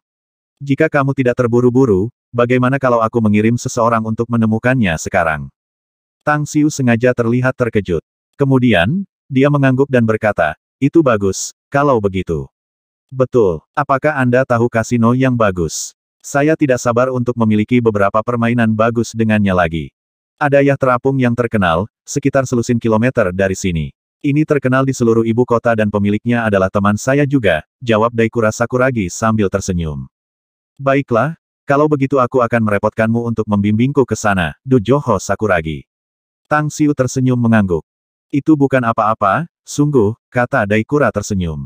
Juga, aku akan mengirim seseorang untuk mengatur 100 pengawal dengan cepat untukmu. Bagaimana Anda mengaturnya? Apakah Anda ingin meminumnya sekaligus? Atau tetapkan mereka? Tang Xiu melambaikan tangan dan dengan sengaja menunjukkan gaya celana sutra dan berkata dengan keras, tentu saja aku mengambil semuanya sekaligus. Saya mendengar desas-desus bahwa Jepang tidak terlalu aman dan banyak penjahat berkeliaran di sekitar. Orang-orang ini dapat mengemasi mereka jika saya kebetulan bertemu mereka. Lagi pula, bukankah itu akan terlihat mengesankan dan bergaya jika aku membawa sekelompok mereka, Dojoho Sakuragi? Bergaya dan bergaya, Daikura Sakuragi terdiam membisu. Dia bisa melihat sekilas bahwa 4 pengawal yang menjaga orang ini memiliki keterampilan yang luar biasa dan dia akan sangat aman bersama mereka di sekitarnya untuk melindunginya. Orang ini mempekerjakan begitu banyak pengawal sekaligus hanya untuk terlihat gaya dan mengagumkan. Dia ingin bermain sebagai pria yang kuat dan berpengaruh, bukan? Seperti sisa celana sutra junior yang kaya, dia sangat sombong. Tentu saja, dia tidak bisa begitu saja mengucapkan kata-kata ini. Bagaimanapun, tempatnya menyediakan pengawal untuk disewa untuk menghasilkan uang. Mampu menghasilkan banyak uang seperti sekarang, dia tidak ingin repot-repot dengan omong kosong macam apa yang ingin dilakukan orang ini. Segera setelah itu, sejumlah uang yang ganteng dikirimkan ke akun Daikura. Adapun peralatan dan mobil, semuanya diatur oleh Daikura. Tentu saja, Biaya itu ada di tab Tang Xiu. Namun, Tang Xiu sendiri memiliki alasan dan tujuan sendiri dan tentu saja tidak keberatan. Setengah jam kemudian ketika iring-iringan mobil keluar dari masyarakat Inada, Daikura Sakuragi menerima berita bahwa Nishi Masayoshi, orang yang dicari Tang Xiu, sekarang sedang bermain dengan beberapa orang lain saat ini di floating yacht, jadi dia langsung memberitahu Tang Xiu tentang berita itu. Hahaha, benar-benar teman judi yang dikagumi tuan muda Tang ini. Saya baru saja tiba di Jepang, namun dia sudah berkeliaran untuk melakukan pembunuhan. Pergi, cepat ke sana. Tanganku gatal. Saya tidak sabar untuk melakukan 300 putaran pertandingan dengannya. Tang Xiu tanpa berpikir menamparkan paha Daikura yang duduk di sebelahnya. Terkesiap. Meskipun menjadi salah satu dari buah catur dan seorang kultivator Buddha dari Istana Gembira, tamparan Tang Xiu masih menyakitkan Daikura Sakuragi. Sulit bagi Daikura untuk percaya bahwa lelaki di sebelahnya yang tampak sangat pucat dan berbau seperti orang yang menghabiskan waktunya terlalu banyak untuk minum anggur dan para wanita ternyata memiliki begitu banyak kekuatan. Mungkinkah dia menjadi seorang kultivator juga? Kemungkinan terlintas di benaknya dan dia segera menyelidikinya. Pak, Tang, Anda masih muda tetapi Anda memiliki kekuatan sendiri. Apakah Anda kebetulan berlatih seni bela diri? Saya, seni bela diri. Tang Xiu mendongak dan kemudian berbicara dengan jijik, sungguh lelucon. Bagaimana saya bisa seperti orang-orang lemah itu? Keluarga saya adalah klan yang sangat kuat di Singapura dan saya sendiri telah menjadi pemuja. Uhuk-uhuk, yang duduk di kursi depan, Kuwako, dengan sengaja batuk beberapa kali dan menyela Tang Xiu. Tang Xiu bertindak seperti dia terpana dan segera sepertinya mengingat sesuatu. Kemudian, dia dengan cepat mengalihkan topik pembicaraan dan menguap dengan tergesa-gesa. Baiklah, ngomong-ngomong, Anda tahu bahwa memiliki kekuatan cukup hebat, bukan? Yah, aku tahu aku bisa mengalahkan beruang coklat besar tanpa tahu apa yang menimpanya. Hahaha. Kultus itu pasti kultivasi. Dia seorang kultivator. Seperti yang diharapkan dia salah satu dari jenis kita. Mata Daikura Sakuragi berkedip. Meskipun Tang Xiu terganggu, dia bisa dengan mudah menebak sisanya. Namun, dia merasa bahwa bahkan jika orang yang duduk di sebelahnya ini juga seorang kultivator, kemungkinan dia tidak sekuat itu bahkan dia sendiri akan dengan mudah menjatuhkannya sepenuhnya dengan tamparan. Dia hanyalah celana sutera, tidak ada yang datang darinya yang menimbulkan ancaman. Awalnya Daikura ingin mengirim seseorang untuk menyelidiki orang ini. Tapi sekarang sepertinya dia tidak perlu melakukannya sama sekali. Dia bisa menggunakan caranya sendiri dan mengeringkannya. Saya bisa bergabung dengan permainan perjudiannya dengan Nishi Masayoshi. Saya yakin saya akan menang banyak dari mereka dengan mudah mengingat kemampuan saya. Saya bisa mendapatkan setidaknya 8 atau bahkan 9 angka dari mereka nanti. Daikura tiba-tiba menantikannya setelah pikiran itu terlintas di benaknya. Sebelum pintu masuk kapal pesiar terapung. 4 pria parubaya berjas hitam dan kacamata hitam berdiri tegak dengan tangan di punggung mereka sambil dengan dingin mengawasi para pejalan kaki di sekitarnya. Mereka bahkan tidak melirik orang yang lewat. Namun, ketika puluhan mobil melaju perlahan dari kejauhan dan berhenti di depan pintu masuk, keempat orang yang saling bertukar pandang itu saling pandang dan masing-masing mengenakan tatapan kaget. Siapa yang bisa menjadi orang besar ini? Datang ke sini dengan pagar betis yang besar. Bahkan ayah baptis terkuat di prefektur Yamaguchi tidak akan membuat keributan seperti itu, kan? Kekuatan adalah sesuatu yang selalu dihormati dan dianjurkan Daikura, tetapi ia juga menyembah uang seperti hidupnya. Dia menjaga sikapnya yang rendah hati sambil menemani Tang Xiu, Buddha emas yang mengetuk pintunya. Setelah keluar dari mobil sendiri, dia membuka pintu mobil untuk Tang Xiu dan menyaksikan yang terakhir memperbaiki kerah bawahnya dengan senyum di wajahnya yang tampan. Kemudian, dia berteriak kepada 4 penjaga keamanan floating yacht dengan keras, beritahu manajer Anda, Takeda. Katakan padanya dia mendapat tamu terhormat di sini dan katakan padanya untuk datang untuk menyambutnya. Tamu terhormat. Keempat penjaga keamanan tahu Daikura Sakuragi dan segera menyadari bahwa identitas Tang Xiu luar biasa. Salah satu dari mereka dengan patuh mematuhi dan buru-buru berlari ke pedalaman. Daikura menoleh untuk melihat Tang Xiu dan tersenyum berkata, silakan masuk, Tuan Tang. Tang Xiu tersenyum ringan sebagai tanggapan dan berjalan ke pedalaman dengan langkah besar. Tempat ini mungkin kasino, tetapi dekorasi interiornya sangat mewah. Melalui aula yang luar biasa, mereka berbelok ke koridor yang lebar dan berjalan sampai ke ujung sampai mereka tiba di depan pintu. Daikura kemudian tersenyum dan berkata, ini adalah aula yang bagus untuk kasino terapung ya, Tuan Tang. Ada juga aula lain di sisi berlawanan yang disediakan untuk rekreasi, dan hiburan. Anda bisa berharap menemukan banyak beles di sana. Di kapal terapung, satu-satunya kebiasaan adalah mereka yang punya uang adalah raja. Mereka yang punya uang adalah raja. Kebiasaan yang luar biasa. Layak dipuji. Tang Xiu berseru memuji. Saya tidak punya banyak hal selain banyak uang, untuk memulai. Hahaha, sepertinya aku akan menjadi raja hari ini, bukan? Lagi pula, bukankah itu teman baikku, Nishi Masayoshi juga ada di sini. Dia ada di dalam. Daikura Sakuragi tersenyum. Saat pintu aula didorong terbuka, ruang besar muncul di depan mata Tang Xiu. Setidaknya itu sebanding dengan lapangan sepak bola, diisi dengan berbagai mesin judi di mana banyak penjudi menempati papan meja atau bermain dengan mesin judi di depan mereka. Tetapi ketika Tang Xiu dan yang lainnya melewati pintu, banyak dari mereka memusatkan perhatian pada mereka pada saat yang sama karena Tang Xiu membawa terlalu banyak pengawal di belakangnya. Masalah besar yang kuat ini tampaknya akan menghancurkan tempat ini daripada berjudi. Pak Sakuragi, seorang pria kurus dengan kumis dan beberapa anak buahnya bergegas mendekat. Matanya yang berkilauan kemudian melirik Daikura Sakuragi dan akhirnya mendarat di Tang Xiu, menyapa dengan senyum. Terima kasih dan selamat datang untuk perlindungannya. Saya yakin Anda adalah tamu terhormat yang disebutkan oleh Tuan Sakuragi, ya. Tang Xiu memutar matanya dan bersenandung dengan dingin. Jangan menjadi manajer di sini jika kamu tidak cukup berbudaya. Saya tidak bisa mengerti bahasa Jepang, ingatlah. Tolong jangan berbicara dalam bahasa Inggris untuk bertukar dengan saya. Itu jika Anda dapat berbicara di dalamnya. Kenapa pula aku harus datang ke tempat ini? Wajah Shiro Takeda membeku dan dia segera berbalik ke Daikura Sakuragi. Manajer Takeda, Tuan Tang dari Singapura dan baru saja mempekerjakan 100 pengawal dari tempat saya.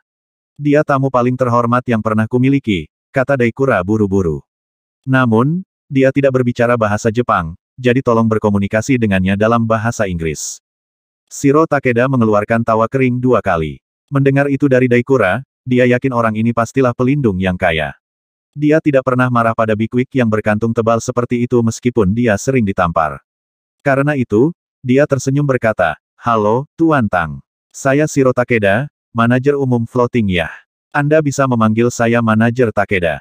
Tang Xiu menggulung kelopak matanya dan mendengus. "Aku datang ke sini untuk memenangkan uangku hari ini, kenapa kamu tidak pergi begitu saja? Ngomong-ngomong, di mana teman kesayanganku Nishi Masayoshi? Ya. Katakan padanya untuk keluar menemui saya." Astaga, seruan datang dari bagian dalam kasino ketika seorang pria parubaya yang tampak buruk keluar. Dia tidak tinggi, tetapi lengannya memeluk 2 gadis cantik. Dia mendorong kedua gadis itu ke samping ketika dia berlari ke arah Tang Xiu, membuka kedua tangannya lebar-lebar dan berbicara dengan gembira pada saat yang bersamaan. "Yo, Tang Sobat, aku tidak bermimpi, kan? Bagaimana Anda datang ke Jepang dan di Kyoto, dari semua tempat? Tuhan, apakah Tuhan mendengar doa saya berharap Anda akan datang ke negara saya? Apakah dia memberi Anda mimpi untuk melakukan perjalanan di sini atau sesuatu?" Hahaha. Tang Xiu juga membuka tangannya lebar-lebar dan melangkah menuju pria paruh baya itu. Saat keduanya saling berpelukan, Tang Xiu tertawa keras dan kemudian berkata, "Sudah lama, Nishi. Yah, aku tidak pernah berpikir lidah perakmu masih bagus. Sial, aku sangat senang sekarang. Tapi itu benar, saya telah bermimpi untuk memiliki beberapa permainan dengan Anda, jadi saya buru-buru melakukan perjalanan ke sini untuk menemukan Anda. Ini adalah kode persaudaraan dan kita berdua pantas disebut teman sejati, kan? Benar bahwa kami teman sejati." Nishi Masayoshi mengangguk berat dan berkata, "Ya, sangat beruntung memiliki Anda sebagai teman saya. Bagaimanapun, biarkan saya menjadi tuan rumah dan membimbing Anda berkeliling. Meskipun tempat ini tidak jauh lebih baik daripada kasino-kasino besar di Las Vegas, itu cukup bagi kita untuk bermain-main."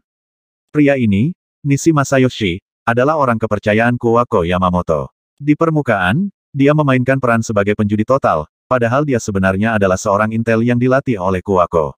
Dia telah berada di AS dan berjudi berkali-kali di Las Vegas, jadi dia langsung mendorongnya keluar untuk bekerja sama dengan Tang Xiu dalam permainan. Tang Xiu dengan ceria berbalik dan mengamati sekitarnya. Dia mengangguk puas dan berkata, "Ini bagus. Bagus Nishi, saya baru saja tiba di Jepang, tetapi nama Anda mendahului Anda tahu itu. Meskipun saya tidak berharap Anda berada di kasino ini.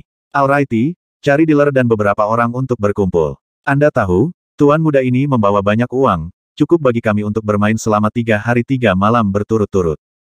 Mata Nishi berbinar dan dia mau berkata, "Berapa banyak yang kamu bawa kali ini, Budi?" "Yah, mari kita mengobrol dulu.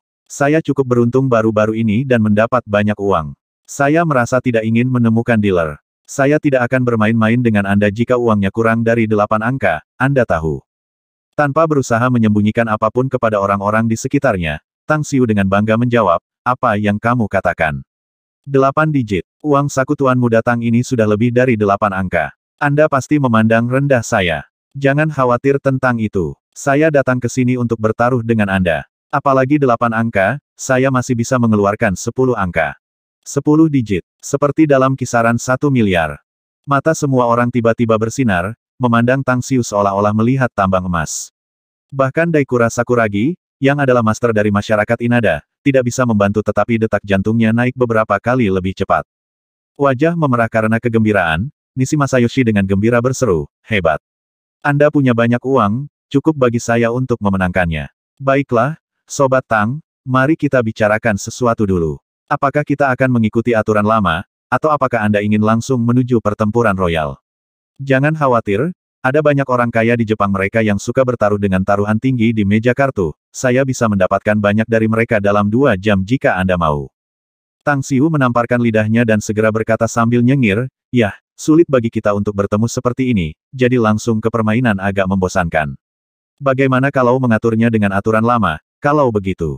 Baik dengan saya, itu persis pemikiran saya juga, jawab Nishi Masayoshi dengan keras. Daikura Sakuragi berjalan beberapa langkah menuju Tang Xiu dan Nishi Masayoshi dan kemudian tersenyum bertanya, Mertang, Tuan Masayoshi, bolehkah saya bertanya apa aturan lama ini dan apakah saya memenuhi syarat untuk menemani Anda? Masukkan aku juga. Seorang pria berkepala botak dengan tubuh penuh tato dan rantai emas berkilau di lehernya datang mendekat dengan beberapa keripik di tangannya.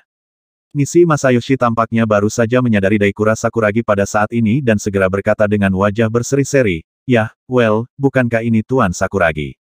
Saya merasa terhormat bahwa Anda dapat bermain bersama kami. Kak Tang, tolong kenalkan kau padanya. Ini adalah... Tang Xiu mengangkat tangannya untuk memotongnya dan berkata, aku sudah mengenalnya. Saya baru saja merekrut 100 pengawal dari orang ini. Sial, kau benar-benar hebat, sobat. Nishi Masayoshi tersentak kaget. 100 pengawal konvoi Anda sekarang jauh lebih besar daripada ketika kami berada di Las Vegas. Bagaimanapun, maka aku akan memperkenalkan kamu yang ini. Dia adalah Saburo Koizumi, wakil presiden Kamar Dagang dan juga seorang tokoh terkenal di ibu kota. Anda mendapatkan jaminan saya bahwa baik itu Tuan Sakuragi atau Tuan Koizumi, mereka pasti memenuhi syarat untuk menemani kami bermain dengan 9 digit uang di saku mereka. Tang Xiu mengangkat alisnya dan segera berkata sambil tersenyum, wah, itu bagus untuk didengar. Saya baru saja datang ke Jepang, tetapi negara ini telah membuat saya langsung jatuh cinta padanya. Uang itu bagus dan bagus. Ayo mainkan beberapa game. Kami punya terlalu banyak uang untuk dibakar, dan tidak masalah jika kami bertaruh untuk menang atau kalah. Yah, kamu belum menjelaskan bagaimana kita akan bermain. Daikura Sakuragi menyela. Melihat bahwa Tang Xiu tampaknya tidak ingin menjelaskannya, Nishi Masayoshi segera mengambil peran itu. Yah, aturan main yang aku mainkan dengan Tuan Tang agak sederhana. Setiap pemain harus mengeluarkan $100 AS untuk membeli chip, maka Anda dapat dengan mudah memilih untuk bermain dengan mesin judi atau menghabiskannya di meja kartu di seluruh aula. Siapapun yang dapat menghasilkan uang paling banyak dalam 2 jam dengan chip $100 Amerika Serikat itu harus membayar yang lain sejumlah uang tetap. Saat itu kami menetapkan angka pada $10 juta Amerika Serikat. Tang Xiu melambai dan berkata, nah, $10 juta seperti omong kosong sekarang. Terlalu sedikit angka untuk tinggal di negara Anda. Mari kita miliki dengan harga $100 juta. Ini, ekspresi Daikura Sakuragi dan Saburo Koizumi berubah dan mereka ragu-ragu. Mereka mampu mengeluarkan $100 juta. Itu akan baik-baik saja jika mereka menang, tetapi itu akan menjadi pukulan besar bagi mereka jika mereka kalah karena itu akan memakan waktu setidaknya beberapa tahun untuk mendapatkannya kembali. Apakah saya harus bermain sesuai aturan, atau haruskah saya gemetar dan mundur?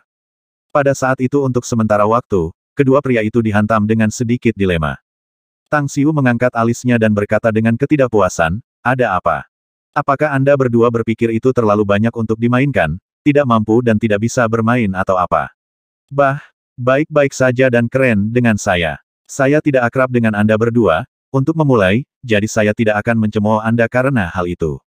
Paling-paling, itu akan terasa sangat memalukan bagimu dan kamu akan menemukan selimut untuk menutupi dirimu ketika kamu sampai di rumah dan tidak akan punya muka untuk bertemu siapapun nanti. Itu adalah langkah untuk mendorong seseorang untuk bertindak. Baik Daikura dan Saburo tahu bahwa Tang Xiu mendorong mereka untuk bertindak. Pada saat yang sama, itu juga membuat mereka mengendarai harimau dan merasa sulit untuk turun, sehingga mereka hanya bisa mengangguk dengan tidak berdaya. Mereka semua adalah tokoh terkenal di Kyoto. Bagaimana mereka bisa kehilangan muka di depan umum? Jika mereka menyerah secara langsung kali ini, sangat mungkin bahwa besok, berita akan menyebar ke seluruh Kyoto bahwa mereka meringkuk sebelum perjudian bahkan dimulai. Semua dalam semua, reputasi mereka akan mendapat pukulan besar. Keempat pria itu menyetujui aturan tanpa kerepotan. Staf kasino kemudian bertindak sebagai pengacara, sedangkan masing-masing pihak mengirim satu orang untuk mengawasi masing-masing pihak sebelum keempat lelaki itu akhirnya berpisah. Keripik $100 itu hanya sepele bagi mereka, tetapi orang-orang ini tidak peduli tentang hal itu karena mereka yang sering mengunjungi tempat-tempat seperti itu bukanlah pemula hijau dan memiliki kemampuan unik mereka sendiri dalam berjudi. Setengah jam berlalu, ekspresi Tang Xiu jelek ketika dia duduk di depan mesin. Dia kehilangan chip senilai $97 hanya dalam waktu setengah jam dan hanya tersisa $3 di tangannya. Masing-masing dari tiga orang yang mengikutinya mengenakan senyum aneh seolah-olah mereka akan melihat dia kalah sepenuhnya.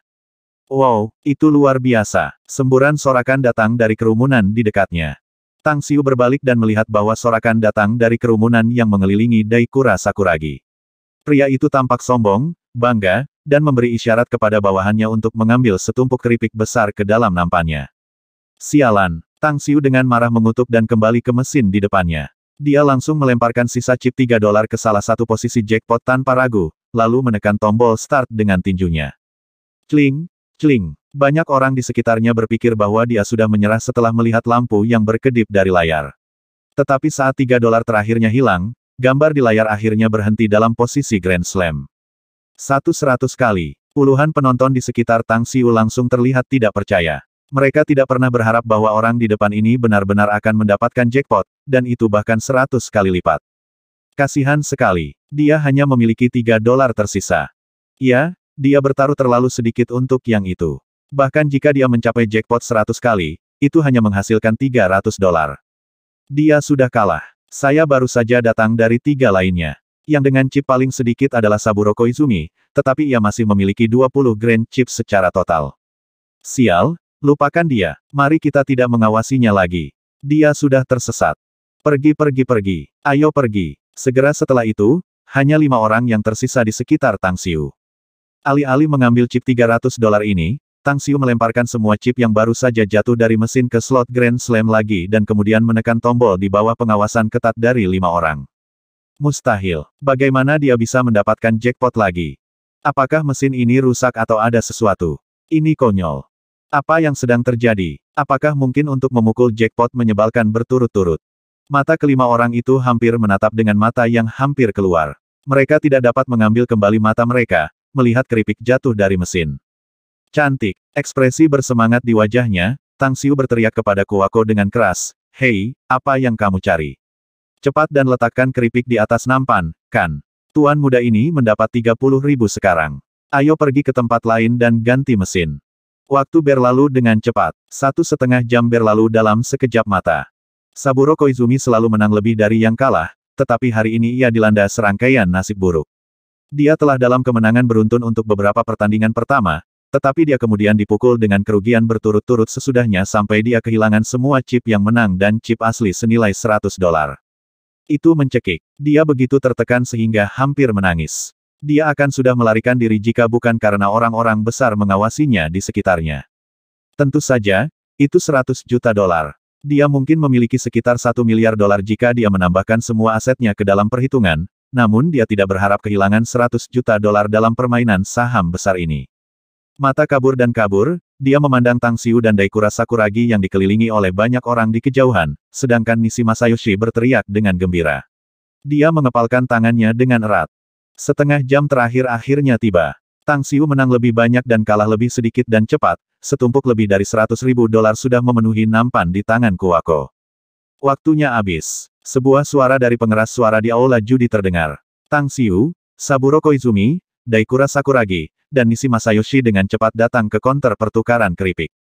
Itu keren. Saya mendapat lebih dari 100.000 hanya dengan $100. Tuan muda ini benar-benar pemenang hari ini. Tang Xiu berkata dengan suara lantang, memamerkan sikap flamboyan celana sutra. Setidaknya, Saburo Koizumi, yang berdiri tidak jauh darinya, sangat ingin meninju hidungnya karena itu.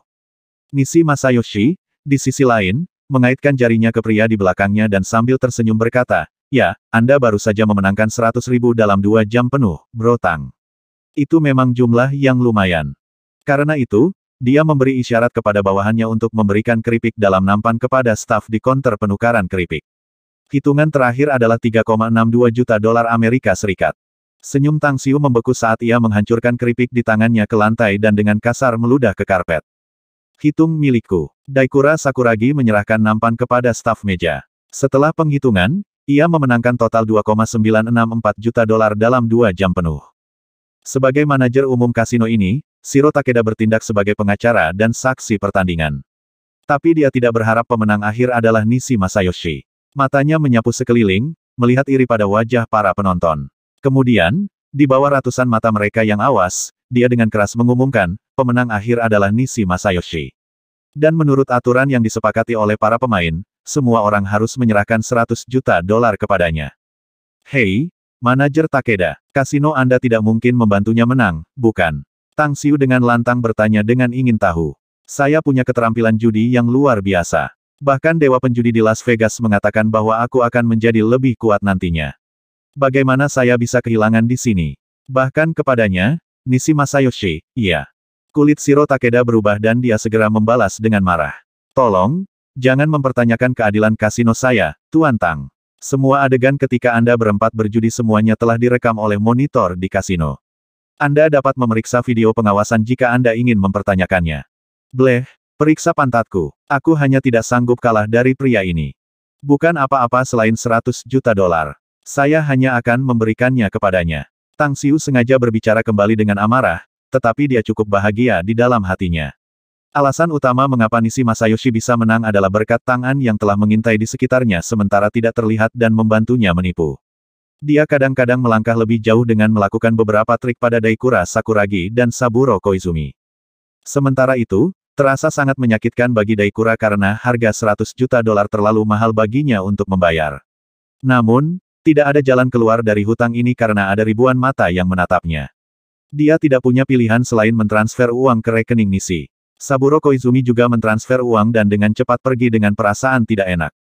Tang Xiu sendiri hanya tampak marah pada awalnya, tetapi ekspresinya kemudian berubah menjadi ketidakpedulian segera setelah itu. Dia kemudian berbicara kepada Daikura Sakuragi, "Hei, apakah kamu masih bermain? Mengapa kamu datang ke sini jika kamu tidak ingin bermain? Selain itu, saya memenangkan 50 juta dolar dari keparat Nishi ini di Las Vegas sebelumnya, tetapi ya, dia sebenarnya memenangkan 100 juta dari saya sekarang.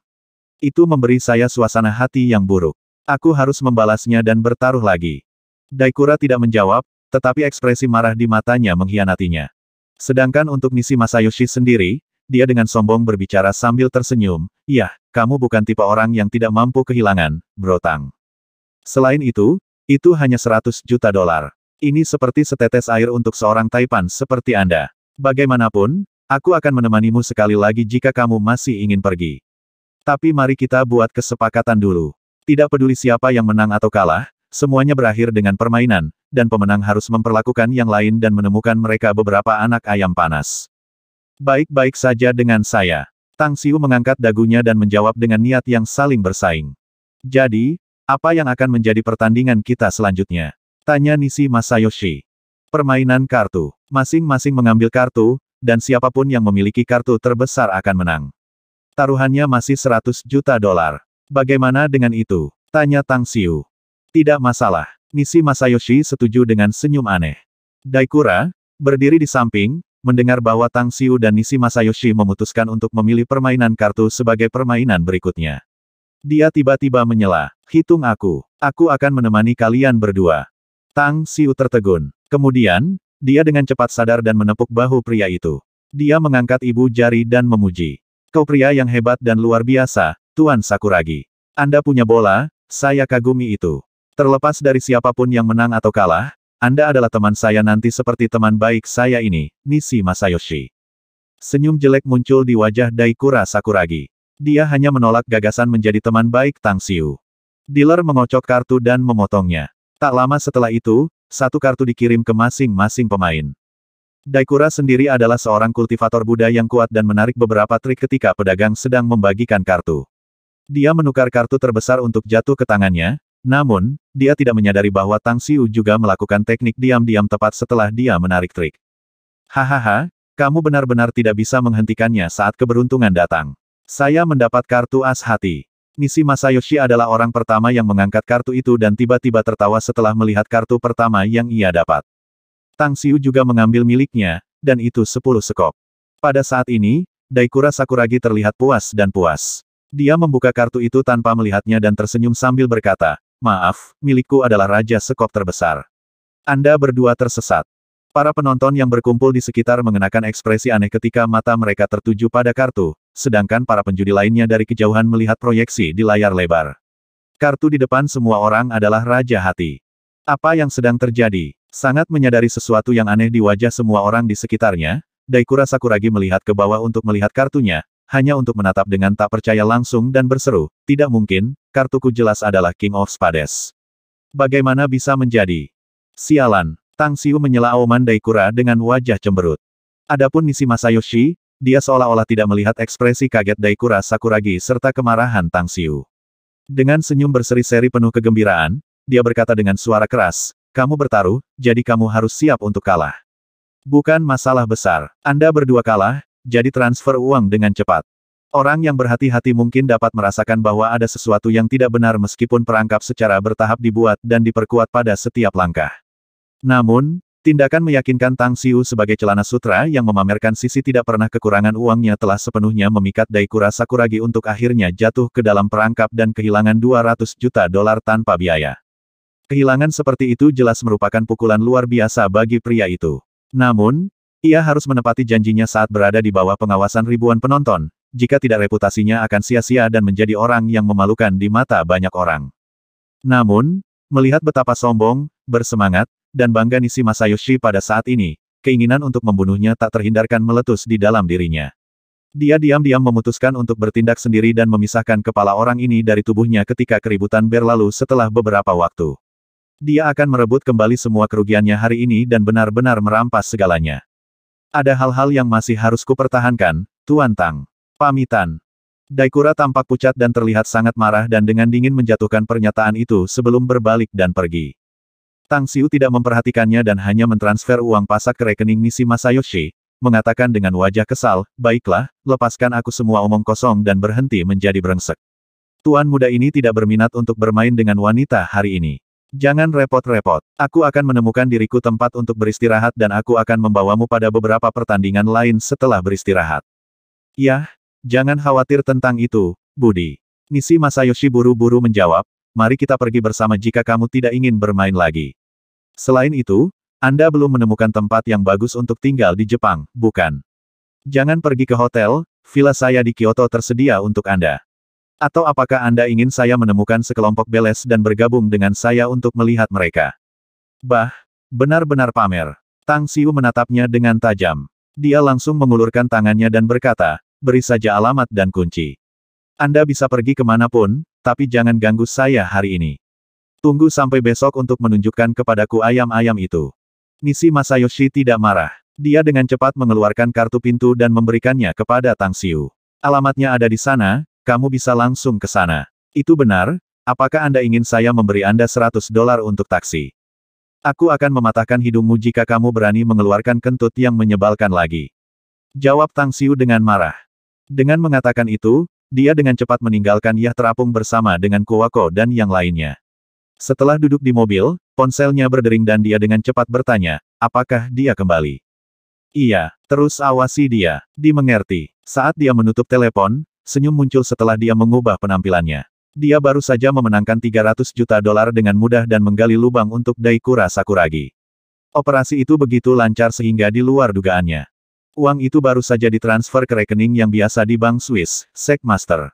Selain itu, kami juga telah sepenuhnya mengatur rute liburan untuk Nishi Masayoshi.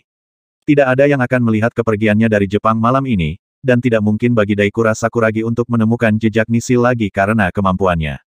Kuwako melaporkan ke Tang Xiu dengan hormat setelah menjawab panggilan yang sama. "Saya mengerti." Tang Xiu mengangguk dengan senyum ringan dan kemudian bertanya, "Bagaimana dengan operasi selanjutnya? Sudahkah Anda menyiapkannya?" "Semua sudah disiapkan." Kuwako mengangguk. "Juga, Yuji menduga bahwa Ozawa Manzo juga harus seseorang dari Istana Gembira. Saya pikir kita bisa menjalankan rencana selanjutnya dengan lebih lancar. Di Donjimen, Shinjuku, toko serba ada yang sangat terkenal di Kyoto terletak di sini, sebuah bangunan dengan puluhan lantai yang dipenuhi dengan koleksi barang dagangan luar biasa yang bernilai tinggi. Pada saat ini, seorang pengusaha terkenal di Kyoto, Ozawa Manzo, terlihat berjalan sambil memeluk pinggang seorang wanita ramping yang menggoda. Mereka sekarang berada di lantai 16 yang terutama untuk toko perhiasan emas dan perak. Sayang, berlian 3 karat ini sangat indah. Lihatlah gaya dan kilau ukirannya. Saya sangat menyukainya. Saya bahkan mendengar selebritas itu, Ryoko Kitagawa, mengenakan cincin berlian jenis ini ketika dia menikah dengan Direktur Kawada. Mata wanita cantik itu bersinar ketika dia membelai cincin berlian di tangannya.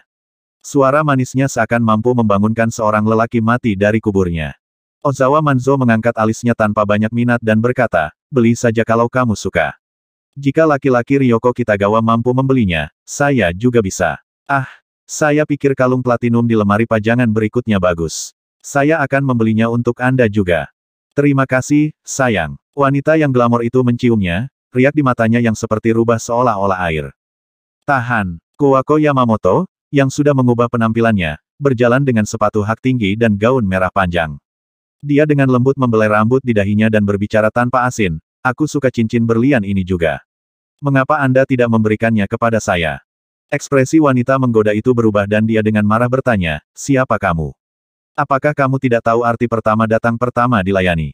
Kawako memutar matanya ke arahnya dan berteriak ke Tang Xiu di belakangnya, yang baru saja memasuki toko, sayang, apakah kamu melihat cincin berlian ini? Ini indah dan saya sudah lama menyukainya sejak melihatnya. Bisakah Anda membelinya untuk saya? Wajah Tang Xiu menjadi hitam dan dia dengan marah berkata, beli, beli, dan beli. Anda hanya tahu untuk terus membeli barang, bukan? Apakah kamu tidak tahu saya baru saja kehilangan banyak uang? Setelah mencelanya, dia langsung menatap Ozawa Manzo dan wanita cantik itu dan berkata dengan mengancam, skram. Wanita saya menginginkan cincin ini. Tidak ada yang bisa merebutnya, kalau tidak aku akan membunuhmu.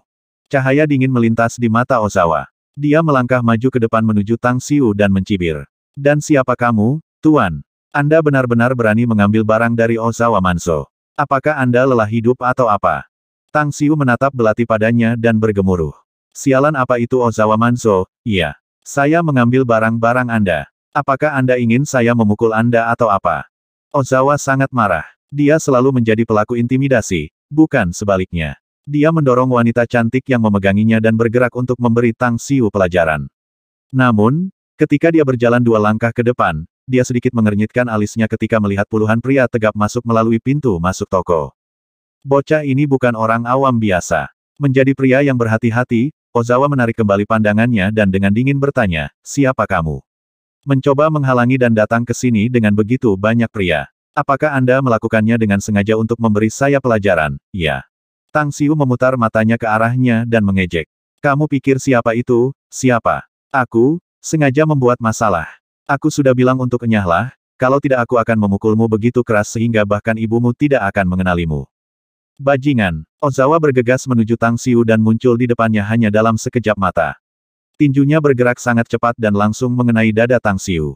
Pukulan itu bisa melukai Tang Xiu jika dia orang biasa. Sayangnya, Tang Xiu bukan orang biasa dan dia tidak merasakan sakit sedikitpun. Namun, Tang Xiu masih mengikuti perannya dan bertindak sesuai dengannya. Dia terhuyung-huyung 4 langkah mundur dan bahkan memaksakan diri untuk batuk darah setelah tersandung di lantai. Kawako dengan sengaja berteriak panik, sayang, apa kamu baik-baik saja? Hei, apa yang kamu cari? Orang itu mengenai orang yang harus kamu lindungi. Apakah Anda masih pengawal atau apa? Bawa dia. Puluhan pengawal segera menyerbu ke arah Ozawa Manzo. Mereka semua adalah seniman bela diri dan, meskipun tidak terlalu kuat, masing-masing dari mereka sudah cukup untuk berurusan dengan lebih dari 10 orang rata-rata. Bam, bam, bam. Gelombang pukulan mengenai daging manusia terdengar. Namun, alih-alih mereka mengalahkan Ozawa, justru yang terakhir yang mengirim mereka terbang hanya dalam beberapa detik. Duduk tegak dengan dukungan Kawako, Tang Xiu mengamati metode serangan Ozawa. Dia bisa melihat sekilas bahwa pria itu pasti seorang kultivator dengan kekuatan yang agak luar biasa juga. Pria itu bahkan tidak menggunakan semua kekuatannya ketika meninju pengawal sesaat yang lalu. Hei, kalian semua di luar. Apakah kamu mati atau apa? Dapatkan pantatmu di sini dan bunuh orang menyebalkan ini. Tang Xiu mengangkat tangannya dan berteriak dengan jari gemetar. Pada saat itu, segerombolan pengawal besar menyerbu masuk dari luar dan lebih dari 80 orang penuh sesak, mengisi hampir setengah dari ruang toko.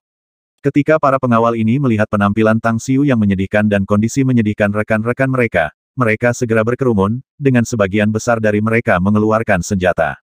Sial, ini jebakan. Setelah melihat pemandangan di depannya, Ozawa langsung menyadari bahwa ini bukan hanya konflik sederhana tetapi jebakan terhadapnya. Tujuannya bukan untuk mengajarnya tetapi untuk membunuhnya. Jika demikian maka saya harus membunuh beberapa dari mereka sebagai peringatan untuk yang lain. Sebuah cahaya dingin memenuhi matanya saat dia langsung mengeluarkan belati tajam dari pinggangnya. Belati itu bergerak ke atas dan ke bawah dan dua pengawal di garis depan memiliki leher mereka dipotong dan hati ditusuk. Pembunuhan, dia membunuh orang. Bertingkah seperti wanita lemah, Kuwako langsung berteriak ketika dia melihat dua pengawal terbunuh. Namun, setelah suaranya memudar, seorang lelaki kuat lainnya dipukul dan diterbangkan ke belakang, sedangkan staf di toko perhiasan panik dan melarikan diri. Salah satu dari mereka menekan tombol alarm dan menghubungi polisi. Seniman bela diri yang dilatih oleh masyarakat Inada adalah sekelompok orang yang kejam. Mereka mungkin menjadi pengawal sekarang, tetapi pembunuhan dan pembakaran adalah hal biasa yang telah mereka lakukan di masa lalu. Sekarang setelah teman-teman mereka terbunuh, itu membangkitkan kebiadaban mereka sendiri. Banyak dari mereka mengambil pistol mereka dan melatih moncongnya yang gelap di Ozawa Manso. Puff, puff, puff. Sesosok berkedip dan bergerak secepat kilat di tengah-tengah pengawal ini. Mereka yang telah menarik pistol mereka memiliki pergelangan tangan yang terpotong. Tapi Ozawa tidak melakukan pembunuhan kali ini dan terus memberikan pukulan berat dan melukai para pengawal ini. Hanya butuh setengah menit baginya untuk mengirim hampir 50 pengawal terbang dengan cedera parah. Didukung oleh Kuwako, Tang Xiu merangkak naik dari lantai sambil menutupi dadanya. Dia dengan sengaja mengenakan tatapan ketakutan saat melihat tampilan kekuatan besar Ozawa. Dia berseru dengan keras, sialan Jepang dan orang menyebalkan itu Daikura Sakuragi. Bukankah dia bersumpah pengawalnya Inada Society adalah sekelompok ahli? Namun, mereka hanyalah sampah. Seseorang bantu, pembunuh. Sambil menyerang pengawal di suit hitam, cahaya dingin meluap di mata Ozawa. Dia bisa dengan jelas mendengar seru Tang Xiu dan nama-nama masyarakat Inada dan Daikura Sakuragi. Kamu ingin mendapatkan pantatmu dari sini, iya. Dia memperhatikan bahwa Tang Xiu dan Kuwako Yamamoto sudah bergegas keluar dari toko. Dia segera menendang beberapa pengawal berjubah hitam dan mengejar mereka secepat kilat. 1160